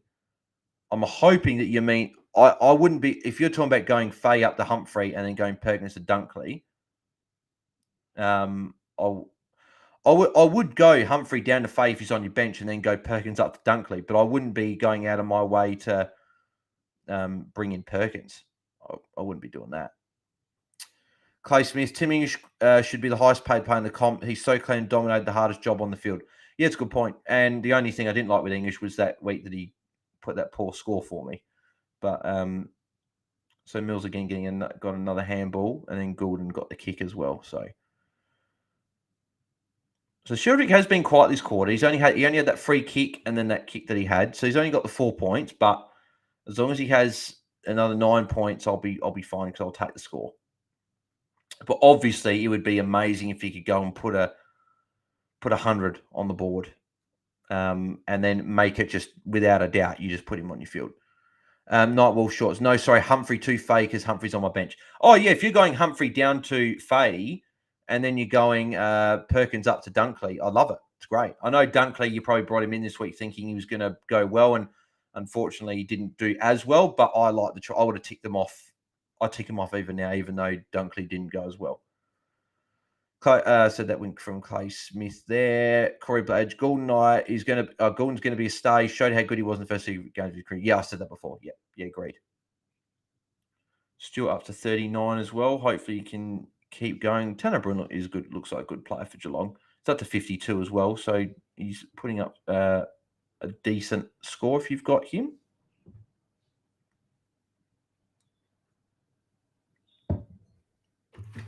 All right, now I'm going to eat what I've got here. I've got some waffles, little mini waffles, just something as like a bit of a snack to have before a proper dinner later on. Give it to Sheldrick Rowbottom, man. What are you doing? He just kicked it long and he turned it over and that has to be a dangerous tackle. And who's that? Low McDonald could be suspended for a week for that one. That one could have easily been prevented.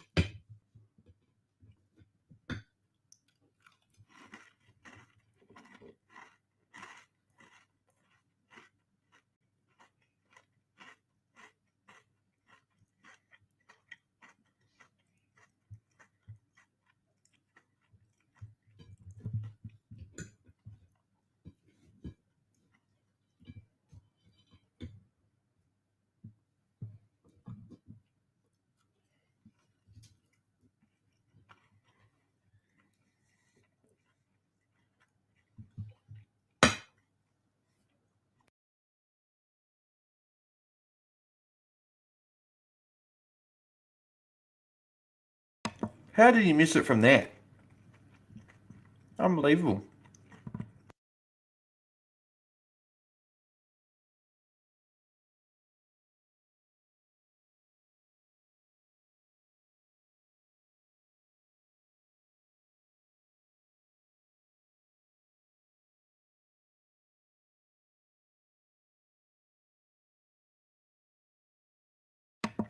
Wow, Gould another tackle. He's up to 83.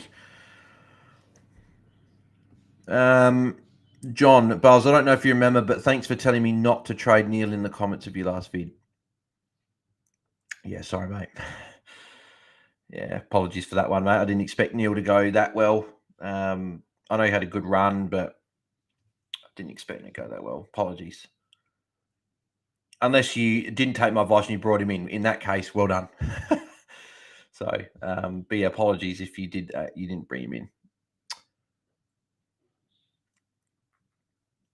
Brendan, who's the best Crows player of all time? Bales. I grew up around the corner from Andrew McLeod. Played footy against his brother, but I reckon Modra. I can't say because I haven't watched the Crows my whole life. My whole life I have, but obviously Crows were around a little bit before I was born. I was born in '98. Obviously, they're around since '91. There's plenty. I don't know why I still go back to McLeod. Just the things he did were just special. But then again, it was always known as Godra. So I'll say McLeod because I saw more of him play. But you could easily make a case for Modra. Maybe I may also go McLeod because McLeod played his whole career at the Crows, whereas Modra obviously wasn't the Crows his whole career. But obviously they're all great players. Like Rashudo's another one you got out up there. It's plenty. Nightwolf shorts. Why don't you get subbed out for the fourth quarter? Just precautionary, but he had a bit of a calf cramp, tightness sort of thing. So is that Gordon for another +6? Yeah, Gordon again, up to 89. Whew. Just need Sheldrick to get on board with a few more touches in this quarter. If he can get himself, he's what? The Sheldrick's near there, but didn't affect it there. So Sheldrick's on 61. If Sheldrick could somehow get to 70 by three-quarter time, that would obviously be great. They'd have the 70 locked in, and then whatever you could do in the last quarter would be great. You still got a quarter and a half to go that you can still get, even if it's 15 points. He's playing midfield, so he's around the ball. Goulden again up to 92 now. Just continues to get it done.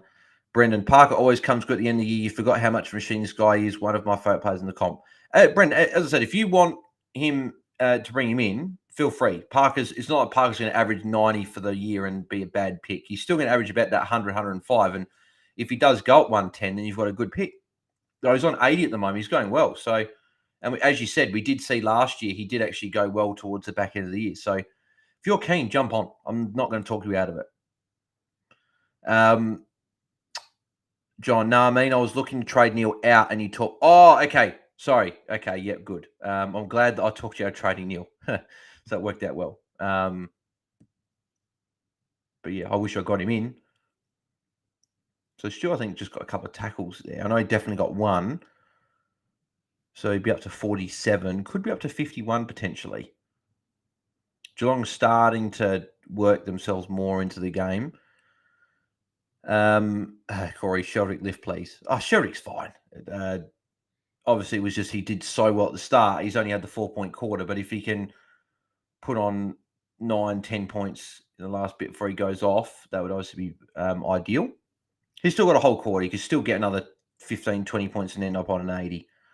I would be a bit surprised if he didn't end on at least an 80 just because he's on 61. So it's just at 19 points from here. But we have seen rookies can go missing for halves. And his cash is still going to be good. Like Akuba just said, what shot his break even? Yeah, negative 39. I saw Nightwolf Shorts commented it there. So Sheldrick's there. I think it's holding the ball against Buse. So Hickey's lining up for goal. Would have been good if Sheldrick could have got that and lined up for goal, but he'll be fine.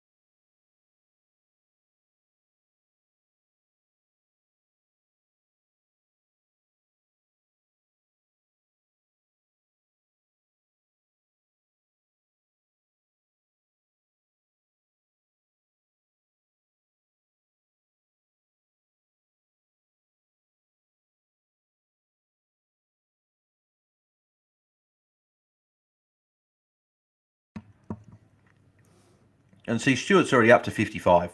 So a few people getting worried about Stewart, but he does this. He finds a way to. Sheldrick gets the tackle. Good. So Sheldrick up to 65. Make that. No, Blakey got. I thought that was Sheldrick, but no.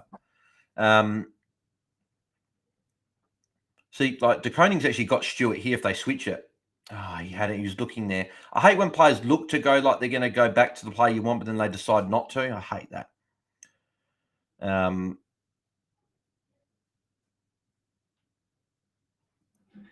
But yeah, Geelong seem to be coming back more into the game now. It's back to 7. It's been like 7-8 points for a while, but it seems that Geelong have had a few more extra opportunities. Brendan, if Sheldrick goes sub 75, should I bring the Berg back in and leave Johnson on field? Nah, I would still back in Sheldrick being on 65 now and Will Day to outscore Himmelberg and Johnson. I'd still do that move. Sheldrick's going to get the tackle there. I don't think, holding the ball for Sheldrick. Good tackle, Sheldrick. Here we go. So now he's over the 70. So what's that? It'd be on 73 if he kicks it. So regardless of what happens from here, I'm taking Sheldrick. I'll definitely bank a 70. So anything from his a bonus. If he can get another 27 points to get himself to 100, then that'd be great. Even a 90 would be obviously amazing. That's 17 points from here. So if he can get that, be very, very handy. Looks like Sheldrick is comes to the bench though, so he might be done for the quarter. So he hasn't had a huge quarter, but still had the 16 points. So he's on 73 and he hit the marker. I wanted him to get 70 and he's done that. So, McDonald hit the post. How? Stewart did actually quite well then to stop McDonald from marking it and then getting it through. But McDonald should have marked that. Now, I don't know if Stewart ran out of the square from that kick in because they're showing the replay. If Tui goes back to Stewart here, this would be fantastic. Go back to Stewart. Like, why are you going over to bloody Jack Henry for? Or Henry, you can go back to Stewart. That's fine. No.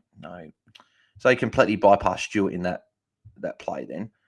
So Stewart did play out of the square. So Stewart's up to 62. So, like, he'll end on his 80 to 90 odd score, I reckon. And if they switch it here again, which if Isaac Smith looks, they may. I don't know if they've actually got a switch. Well, they do. Is that Stewart? Yeah, Stewart. See, +6. Stewart's on 68. So everyone was worried about Stewart, but he's had a big quarter, so he's getting himself back to being on track for 100. So he's fine. Nigel Short's thoughts on Taranto last night? Yeah, and Stewart just came on the bench, so of course he did. But the fact he's on 68, he's had a 37-point quarter. So he's more than doubled his score in the quarter. So he's fine. He does this. We know Stewart finds a way more often than not. Mills could be in the back. No, didn't pay that one. So Mills will be up to 63. But yeah, Taranto obviously didn't have a great game last night. But again, he'll be fine. It was his first poor game of the year. Could be a freak against Parker for a high fend off. Yep. So yeah, but he'll be fine. Corey Blattage, what is kicking tonight for goal? Yeah, it hasn't been great, has it? 5 goals, 7 for Geelong. So it's not like Geelong have made the most of their chances as well. Blitzar's lining up for goal here. But Sydney, 5 goals, 15. Yeah, it's not great. If Geelong kick it, would sort of be, it'd be only 2 points and be right back in it. Sheldrick with a love heart there, says Moonboy. Yeah, he's obviously very, very happy. So I'm going to lock him in. I'm not going to do it yet because it will jinx it. He'll only end up on a 73. I want to wait till after the game. But yeah, I'll be locking him in, which is good. So I don't have to worry about any rookies for rest around. It's just the primos and stuff. So hopefully they can all put their scores on board. So there you go. Another miss for Blitzard. So 5 goals, 8 for Geelong. So not like they've made the most of their opportunities either. Some try high bales. I'm lipping Johnson and Fletcher. Would you take Fletcher 77? 100%. You lock in 77.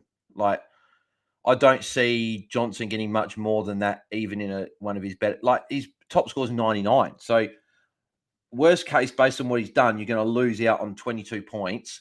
But worst case is that he goes and gets a 37 like he did before last week, and you lose out on 40 odd points. So for me, I'd take the 77 and lock that in.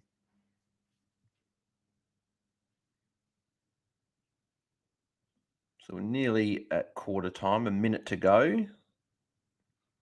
And everything seems to be going pretty well. Not all the players are on track for hundreds, but the way the round started, it seems like it might be a little bit lower scoring. I think we had all our high scoring last week. We were probably all hoping that we'd have a huge round for scoring this week because of we're back to 22 players. Hopefully we can put up some big scores, but it seems like it might be a little bit lower scoring. But hey, if Sheldrick puts up a good score, those coaches have got one or two rookies are going to have a good score to be able to hopefully put on their field.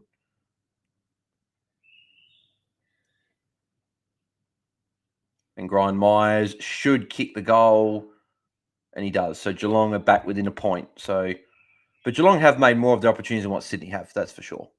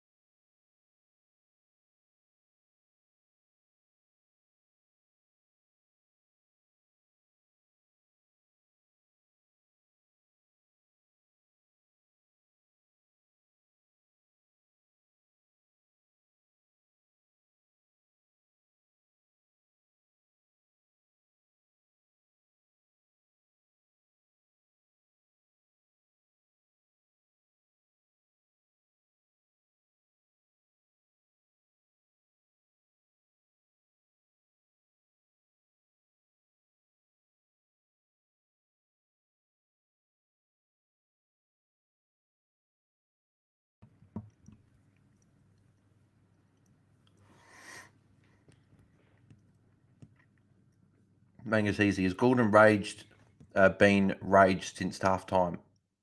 I don't know what you mean by that, Angus. I'm not sure. Brendan, now I kind of want Macca's. Yeah, I'm looking forward to having Macca's for dinner. It's funny. It's funny how I looked at the TV of the magazine. And I thought, it'd be good to have that for dinner tonight. And then mum texted me and says, "Hey, yeah, I'm getting Macca's." So beautiful.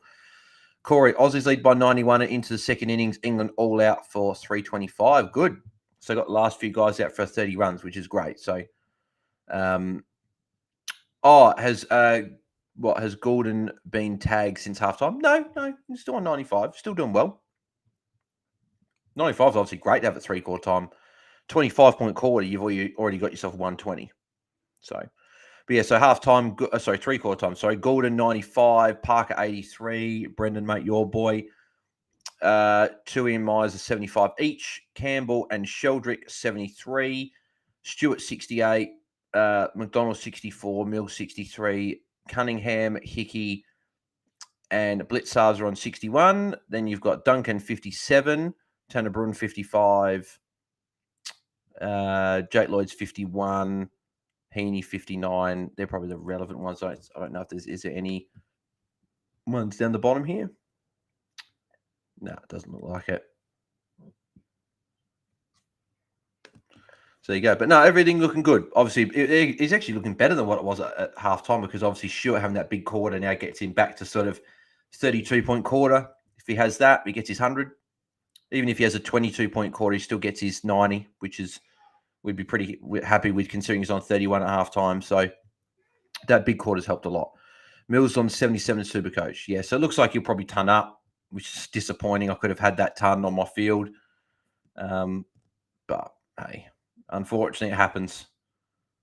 Fantasy's the number one. So if having a fantasy, I'd be a lot more devastated because that's the one I take more seriously. But Supercoach, it would have been good to have had that because I would have had the 100. Would have been happy, but at least it justifies my trade in. At least there's a positive in that. Some try Sheldrick's money-making trajectory would be steeper than any other rookie for the year, I would guess. Sheasels would probably still be top because Sheasel, don't forget, had those negative 30s and 40 break-ins, and he went up to 500K within the first month or so. So he went up very, very quickly. But Sheldrick's up there. The way he's scoring, he's up there. Corey, I'm hoping Sheldrick in Supercoach gets 25-point scoring and gets to a 120. Yeah, wow, that'd be incredible if he got that. So then sort of I get the premium-ish player on field and I can loop Hewitt and Fife and see if I can get a solid enough score there. Obviously, it would have been great if I could have had Mills on field as well. Not have to worry about it, but unfortunately, got to sort of try and work around and try and get the best I can out of it. Yeah, Brendan was saying Sheasel would be up there as well, definitely. And then, yeah, the Mills. So, but no, good that Sheldrick's doing well, locks in that rookie spot, even regardless if he scores 0 points. I obviously wanted to score well. Hang on, give me a sec.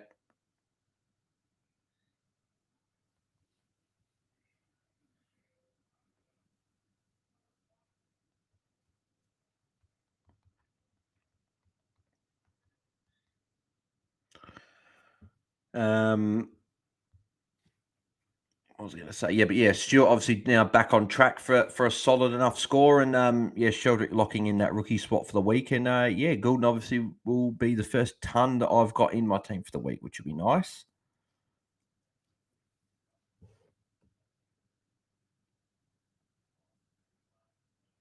So yeah, just actually, who have I got to come? So I got Dawson at the moment, who's my captain potentially. I don't know if it'd be him or Laird still. I'm undecided. No, Doherty, Doherty, Dacos, Sinclair, Ash, Bont, Brayshaw, Laird, Green, Crouch, Steele, Day, Winhager. Obviously, Winhager will be benched for Sheldrick, so I'll be putting Rosie into my midfield. Then I've got English Marshall, then Rosie, Cameron Keys. So the only ones I'm really like a little bit concerned about with their scoring this week. So my defense fine, Ash a little bit, but no Whitfield, so he should still score fine this week. And then who else is there? Like Day will be fine. Steele about being subbed out, that's probably the risk, but he could hopefully still put up a solid enough score in the game time that he gets. And yeah, they're the only ones I'm really concerned about. I'm just having a look at my matchup with Luke. Obviously, Luke from Ball Boys. He had Neil last night, of course, and he's looping Sheldrick for Drury, so he'll get Sheldrick's score as well. Yeah, just be interesting. I just hopefully my other players can go well that he doesn't have. So I've got Doherty, Ash, Green, Crouch, Steele, and Keys, and he's got Himmelberg, Merritt, Sarong, Anderson, Butters, and that's it. So it'd be interesting. I feel like my top end could actually do quite well this week, but it's going to be very close, I think. Actually, if I'd gone up, so yeah, Stuart had 53 super coach points in that quarter, just as showing on the screen there. So I've actually dropped rank. I'm actually down 2,500 spots so far this round. Who have I missed though? There's not really anyone that I don't have. Like maybe Neil's probably the big one. So a lot of coaches probably got Ashcroft still. Maybe coach have got Sheldrick counting for them now. So if I just put a Drury on, it might count already. But yeah, we'll have to see where I end. It'd be interesting to see where I do end up at the end of the game. Well, not at the end of the round. Sorry.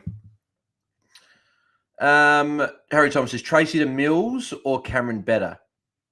Yeah, I'd do that. You probably can't get Mills now, but I'd get Cameron. But if you're talking about next week, yeah, I like that trade next week. Is that Duncan in for a CBA? Yeah, Duncan playing midfield. There you go. So interesting. Can Stewart get his ton? Can Sheldrick get his ton? And what can Goulden get there? They're probably the questions that I have. Sheldrick needs 27. Stewart needs 32. And then, so Duncan with the first clearance. And then Goulden just needs obviously 5. But if you can get 25. If perfect scenario, Goulden ends on a 120. Sheldrick gets a ton or a 90 plus at worst. And then Stewart gets a 100. That would obviously be perfect. I don't know if that's all going to happen, but we'll see. Brendan, is Goulden starting to become a perma VC? Not permanent. Again, probably just depends on matchup. But if he plays around the range, he's a good check. He's got that high ceiling, which we know. Brendan says Mitch from Ball Boys would be in a fetal position right now. No Errol. And I don't think he would be because he's actually doing quite well in being in the top 500. So he's going along quite nicely. Is old Mitch there? I'd love to be in that position. I'm hoping one of the years in the next couple of years I'm up high and I can do podcasts with people and actually be high up in the rankings. But we'll have to see. Andrew Grizz was going to loop Sheldrick, couldn't with Sin in. Yes. So that's why he played Sheldrick on field straight up. Probably looks like a good call.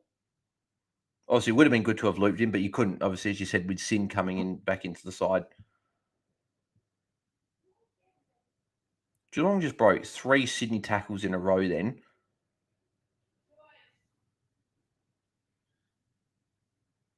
Melican, he couldn't get to Gordon. Seriously? Zach, any 200k rooks, middle forward not playing this week, but a chance to play next week. Already FA need it for a loop and cash. Probably, I don't know if there will be any that come in. I don't know. It's going to be hard. I'm not sure because I don't know what rookies are in the mix. Maybe try and message a Jep or Sports by Fry, Zach. One of those boys will know they're the rookie experts. So, because I honestly couldn't tell you. Even if I looked into it, I wouldn't be able to tell you. Is Stuart on the bench, or is he on and I just haven't seen him yet? Oh, Marty showing him bloody party tricks there.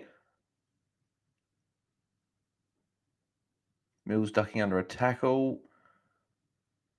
No, Stuart there. Oh, what a tackle by Stuart on Blakey. That was a brilliant tackle. That's the tackles we want to see. Look at this. Blakey trying to get past him. Bang. Stuart gets him. Beautiful tackle. I just said he's Stuart on the bench. No, he's not. He's definitely on the field. And he got that tackle. So he's up to 76 now. 24 points needed for Stuart's ton. Could potentially be, if he got his ton, to be at least a 69-point second half if he gets there. Brendan, surely you can't stay that high with no Gordon forever. Oh no, Mitch will bring Gordon back in at some point. It's just, he just hasn't been able to bring him in just yet, I guess. Rush through from behind. Stewart kicking potentially. I expect to see Stewart pop in to get the ball in a sec. Yeah, there he is. Play on, Stewart. You know what to do. You sometimes don't. Oh, no.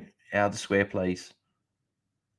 Out of the square, please. Don't do this crap where you... Good.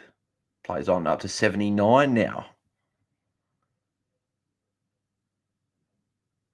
Stewart's one of those players that I'm never really worried about. He could be on 30 at halftime, 20 at halftime. He still finds a way to get his scores. So, like, here he is again, another handball. Make that 81. He's now the top scoring Geelong player in a low scoring game for Geelong. He's their top scorer. He's already on 81. And there's a chance he could get a little... I won't get the +6 here now, I don't think, unless he's the one that's gone back. Well, Isaac Smith's telling him to go back to Stewart. Till we go back to Stewart, man. What are you doing? And he goes long down the line. Yeah, good choice. Well, it looks like it might be a good choice because Stengel's got it forward, but no, he turns it over. So just don't understand. I'm pretty sure they had players on the other side as well that they could have switched it to, and they decided to go in the middle. So that's a good tackle by Rowan there. He had the arm pinned and he could have slammed into the ground, but he sort of slowly brought it into the ground. So they're the tackles that we want to... that obviously with the AFL trying to get into the game. Duncan +6 there as well. Andrew goes, Sheldrick game time is a worry. Coach is stupid. It's always been like that at Sydney, unfortunately. Yeah, it's the game time's a worry, but hey, he's on 73. If he can end on a 90, that would obviously be amazing. I'd take 80. Well, obviously we want 85 plus, but I'm taking anything from here as a bonus because I'd said if he can get 70 or plus, that's what I want. Brendan Errol ton, obviously got to 101, which is great. Hopefully Stewart can ton from here as well. Just 19 points in just over 15 and a half minutes. So that'd be very handy if he could do that. Because then that'd be the 2 preems ton tonight that most people have got. And then if Sheldrick puts up an 80 odd, that'd be a win.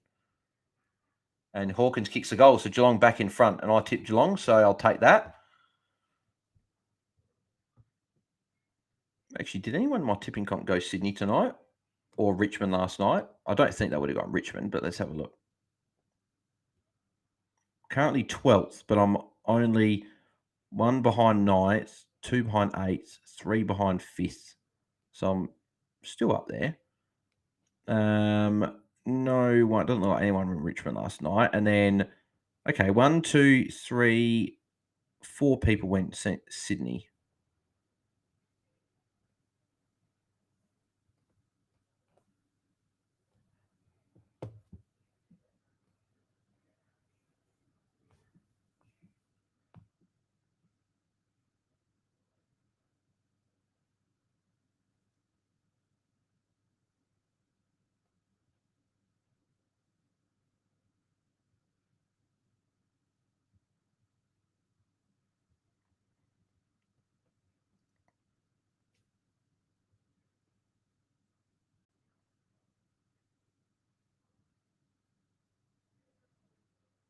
Good. Sheldrick's back on.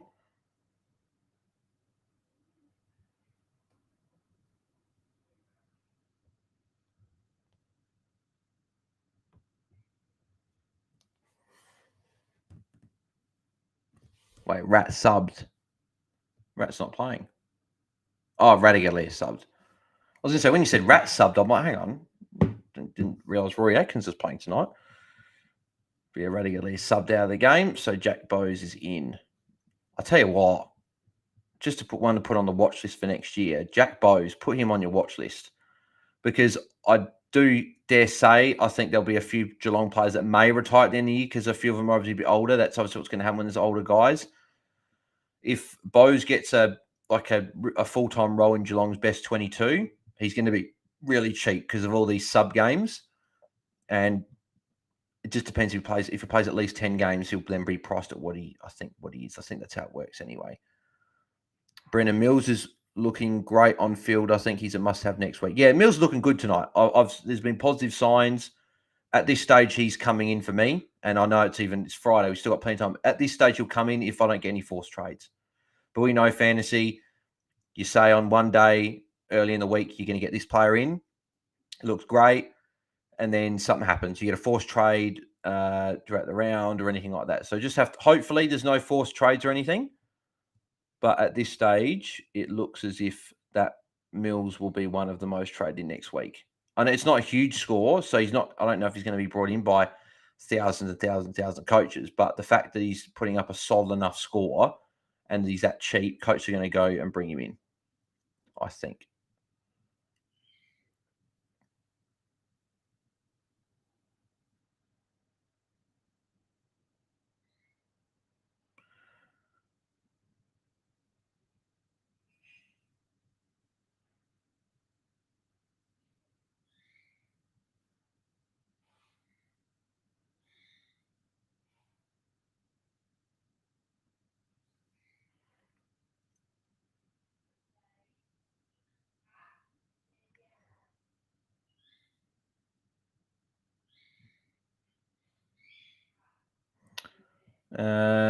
Corey, I was going Ashcroft to Crouch this week and then Yo was out. Yeah, I know. The Yo out was unfortunate. I still like the move of bringing him in. I was looking at him this week or next week. I was looking at him next week because I was probably going to bring Doherty in anyway, but it made my decision. It was either Yo or Doherty for me this week, and it made my decision easy with Yo being out. It was just Doherty.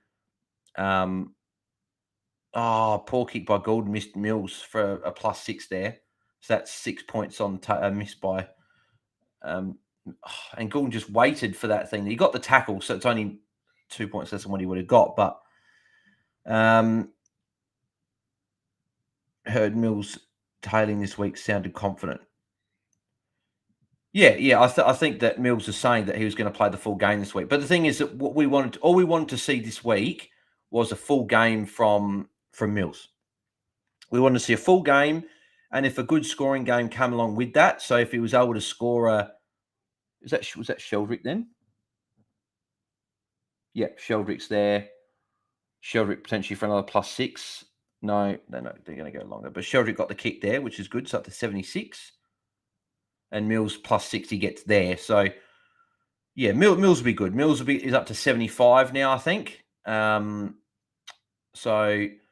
all we wanted was, well, non-owners probably wanted a 90-odd score because you're seeing, well, he got the 90-odd. Geelong are a tough matchup, so it's fine. So at the 77, must have got a handball or something that I missed. They haven't actually added Sheldrick that kick, unless it wasn't him, but I'm almost certain that it was him. It looked like him kicking. So I'm pretty sure Sheldrick should be on 76. Like they added Mills points, but they didn't add Sheldrick. I'm almost. Did someone see that? Was it Sheldrick? I thought it was, but maybe it wasn't. I don't know. Or maybe it was Rampy. Maybe it was Rampy that number 24 got the left foot. Maybe that was what I saw. But maybe Champion Data thought that was Rampy as well, and then they didn't add it properly. I don't know. I'm not sure how much Sheldrick's going to score this quarter because it seems like Geelong are starting to control the game now. And it's not behind for Geelong there. 7-10 to 5-16.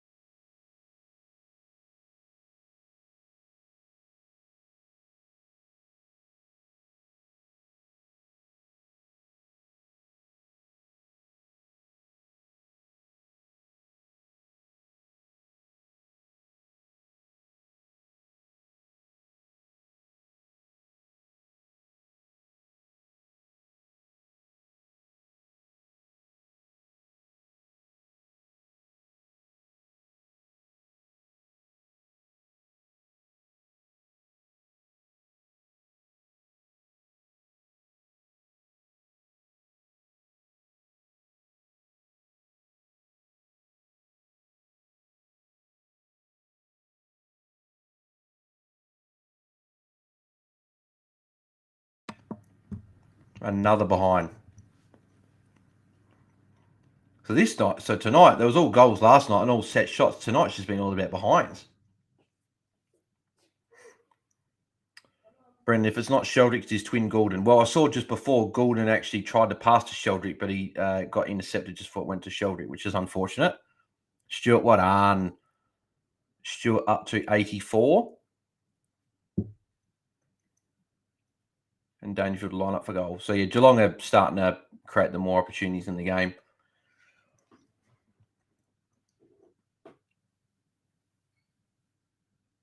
Pass it off and Tui's marked. Brendan says, have you thought about using DT live scores? I did. Well, use it at the start, but then people said they'd rather see this one. So I just use this one. That's why we end up going with Dream Stats Live. Just seems people more keen for this one. So Goulden's got his 120, 122, which is great. So that's one box ticked. Stuart just needs 16 more points. So hopefully ticks that off. And Sheldrick is still on 73. So he hasn't scored yet this quarter. I was a bit nervous. I said this, if he doesn't start maybe putting up maybe a few points in the quarter, I thought he might have a slower second half. Hopefully he goes okay. He did start the quarter on the bench. Hopefully he gets 10 points, gets to an 80. I'd take an 80. I've noticed Lloyd's starting to get a few points lately. I know that Max said Lloyd and angry face, but it seems like he's starting to get some points now. And Sheldrick free against. For God's sake, man. Well, that rules out the ton. I don't think Sheldrick's going to get his ton from here. He's on 70. I don't want to give him another free kick away. I don't want him going down to 67 and ending the game on that. That'd be awful.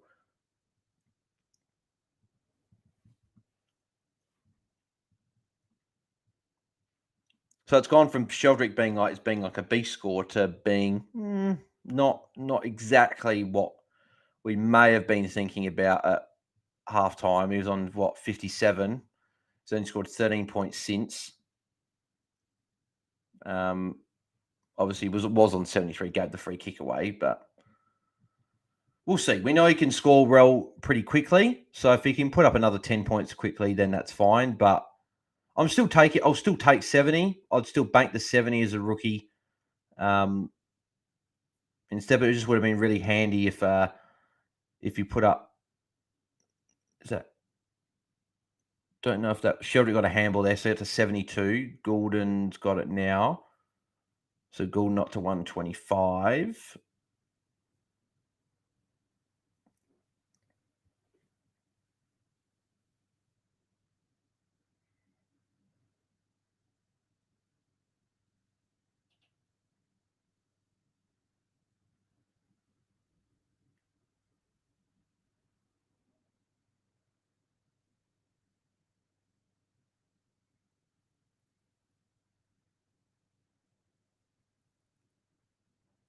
Oh, well done, Blakey. Knocked it to Sheldrick. So Sheldrick's up to 74 now.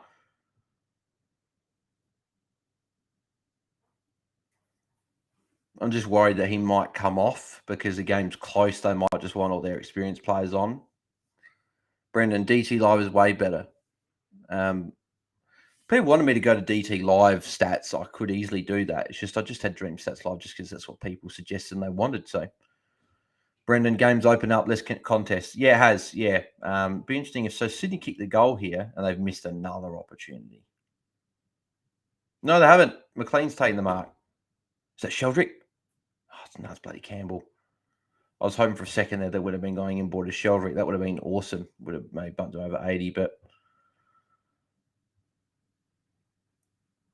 if Campbell's a good kick. So if he can't be kicking this, then there's something wrong. I think it's easy. Why is everyone so inaccurate? It's not raining. Yeah, I know. It's been like that all night, unfortunately, for everyone.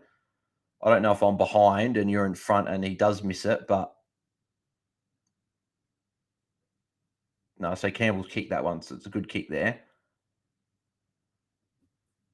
So back to 2 points.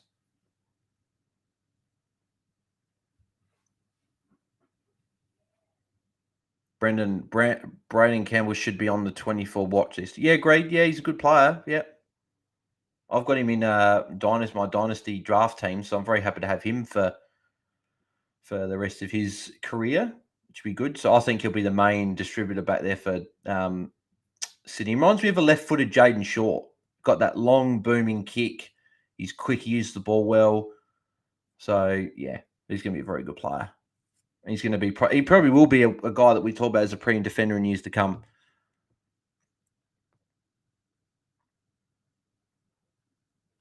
So 5 minutes to go. So Parker's on the bench, which means that Sheldrick's probably going to come off in a sec.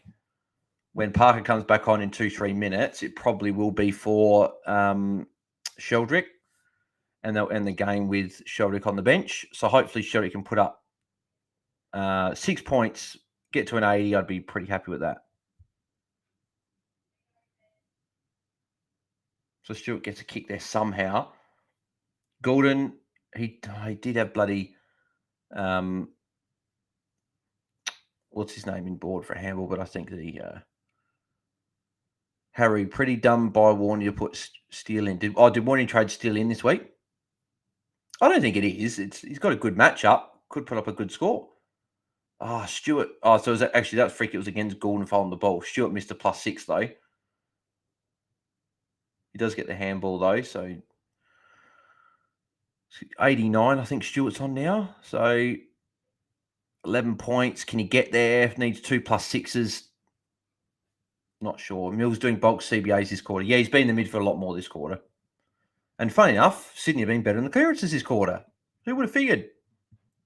Put in one of your captains and one of your one of, if not your best inside mid, and you start doing well. That's a shocker.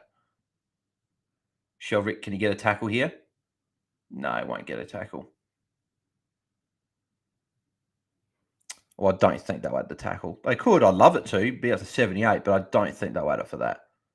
He didn't really touch him too much. But then again, I don't even know what constitutes a tackle these days.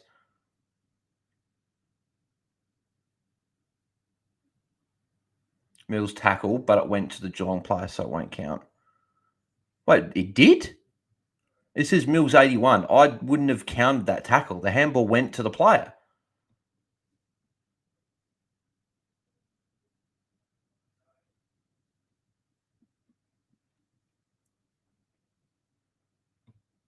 So hopefully, come on, Sheldrick, man. Just if he can even get one more time, get to 78, I'll be pretty happy with that. I'm happy with 70 to 74 anyway. It's just if he can get to that 80 mark, that'd be good. So Lloyd is actually racking up this quarter. Lloyd's up to 74 now.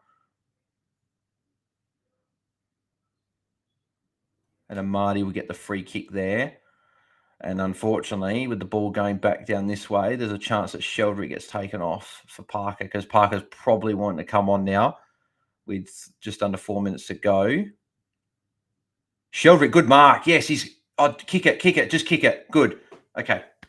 He's got his 80. Even if he comes off, it's not too bad because he got the 80, but it looks like he's actually trying to call Sheldrick off. But yeah, good. It's good that he got his 80, which is great.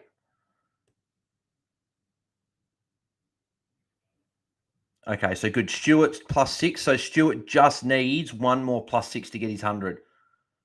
I did say if Sheldrick got his 80, Goulden 120 and Stewart got 100. Go back to Stewart. Go back to Stewart. One. So Sheldrick's still on, but I do just think that Parker's on the bench. They're going to want to try and get Parker on.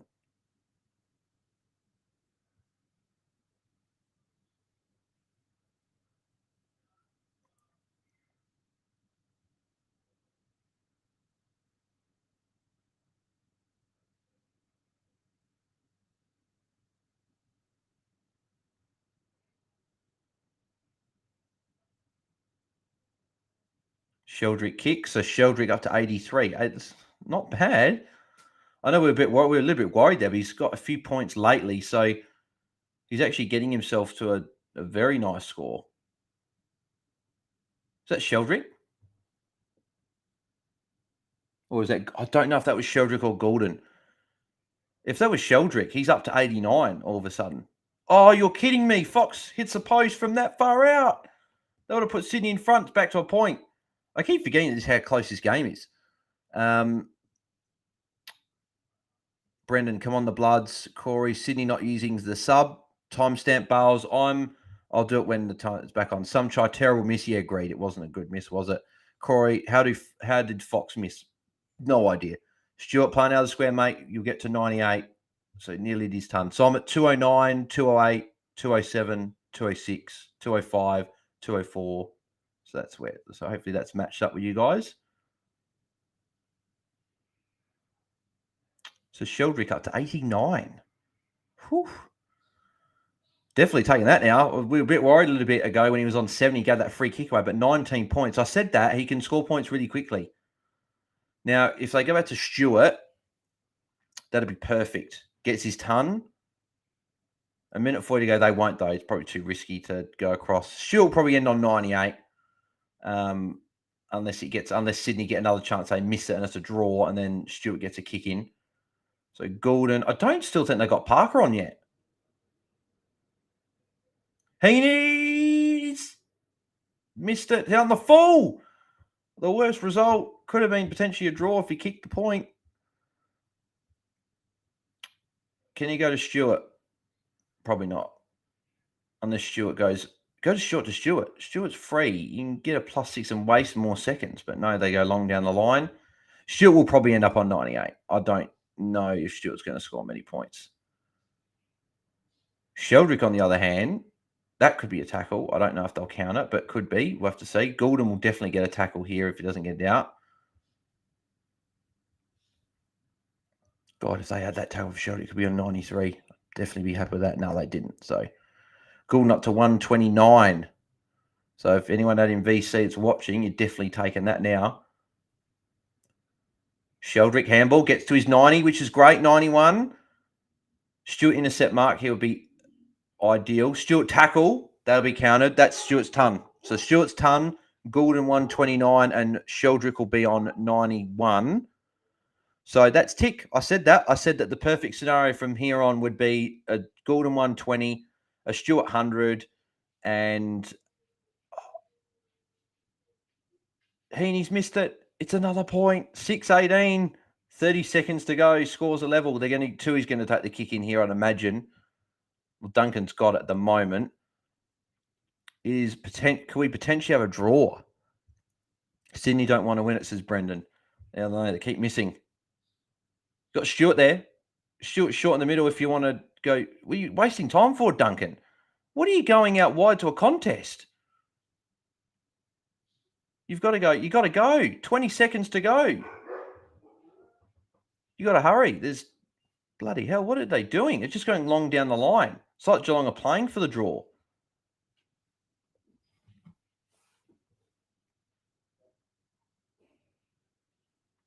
Max, what a bad game. Yeah, the first two games haven't been too great. Fantasy-wise, it's been a bit better tonight, but a draw would be perfect, says Brendan. I think it would actually, probably would work for the Crows, actually, because Sydney don't get that much closer. And if Crows win, they'll gain 2 points on both these teams. So yeah, it'll be a draw, 4 seconds to go, unless it's a free kick and then a 50, which I can't imagine that happening from here. And there it is, draw. Inaccurate kicking. Angus Heasy, commentators say that they haven't drawn since Sydney with South Melbourne. Yes, it's been a while since Sydney and Geelong drew, but we have a draw. Sydney had they had 5 extra shots on goal, and it was a draw. There you go. Drury coming on now. Yep, you can all do that now. That's definitely okay to be doing that. I'll be doing the exact same thing. So Drury will come on for Rosie. I'll swap in order price so Drury can swap into F6. Oh, no.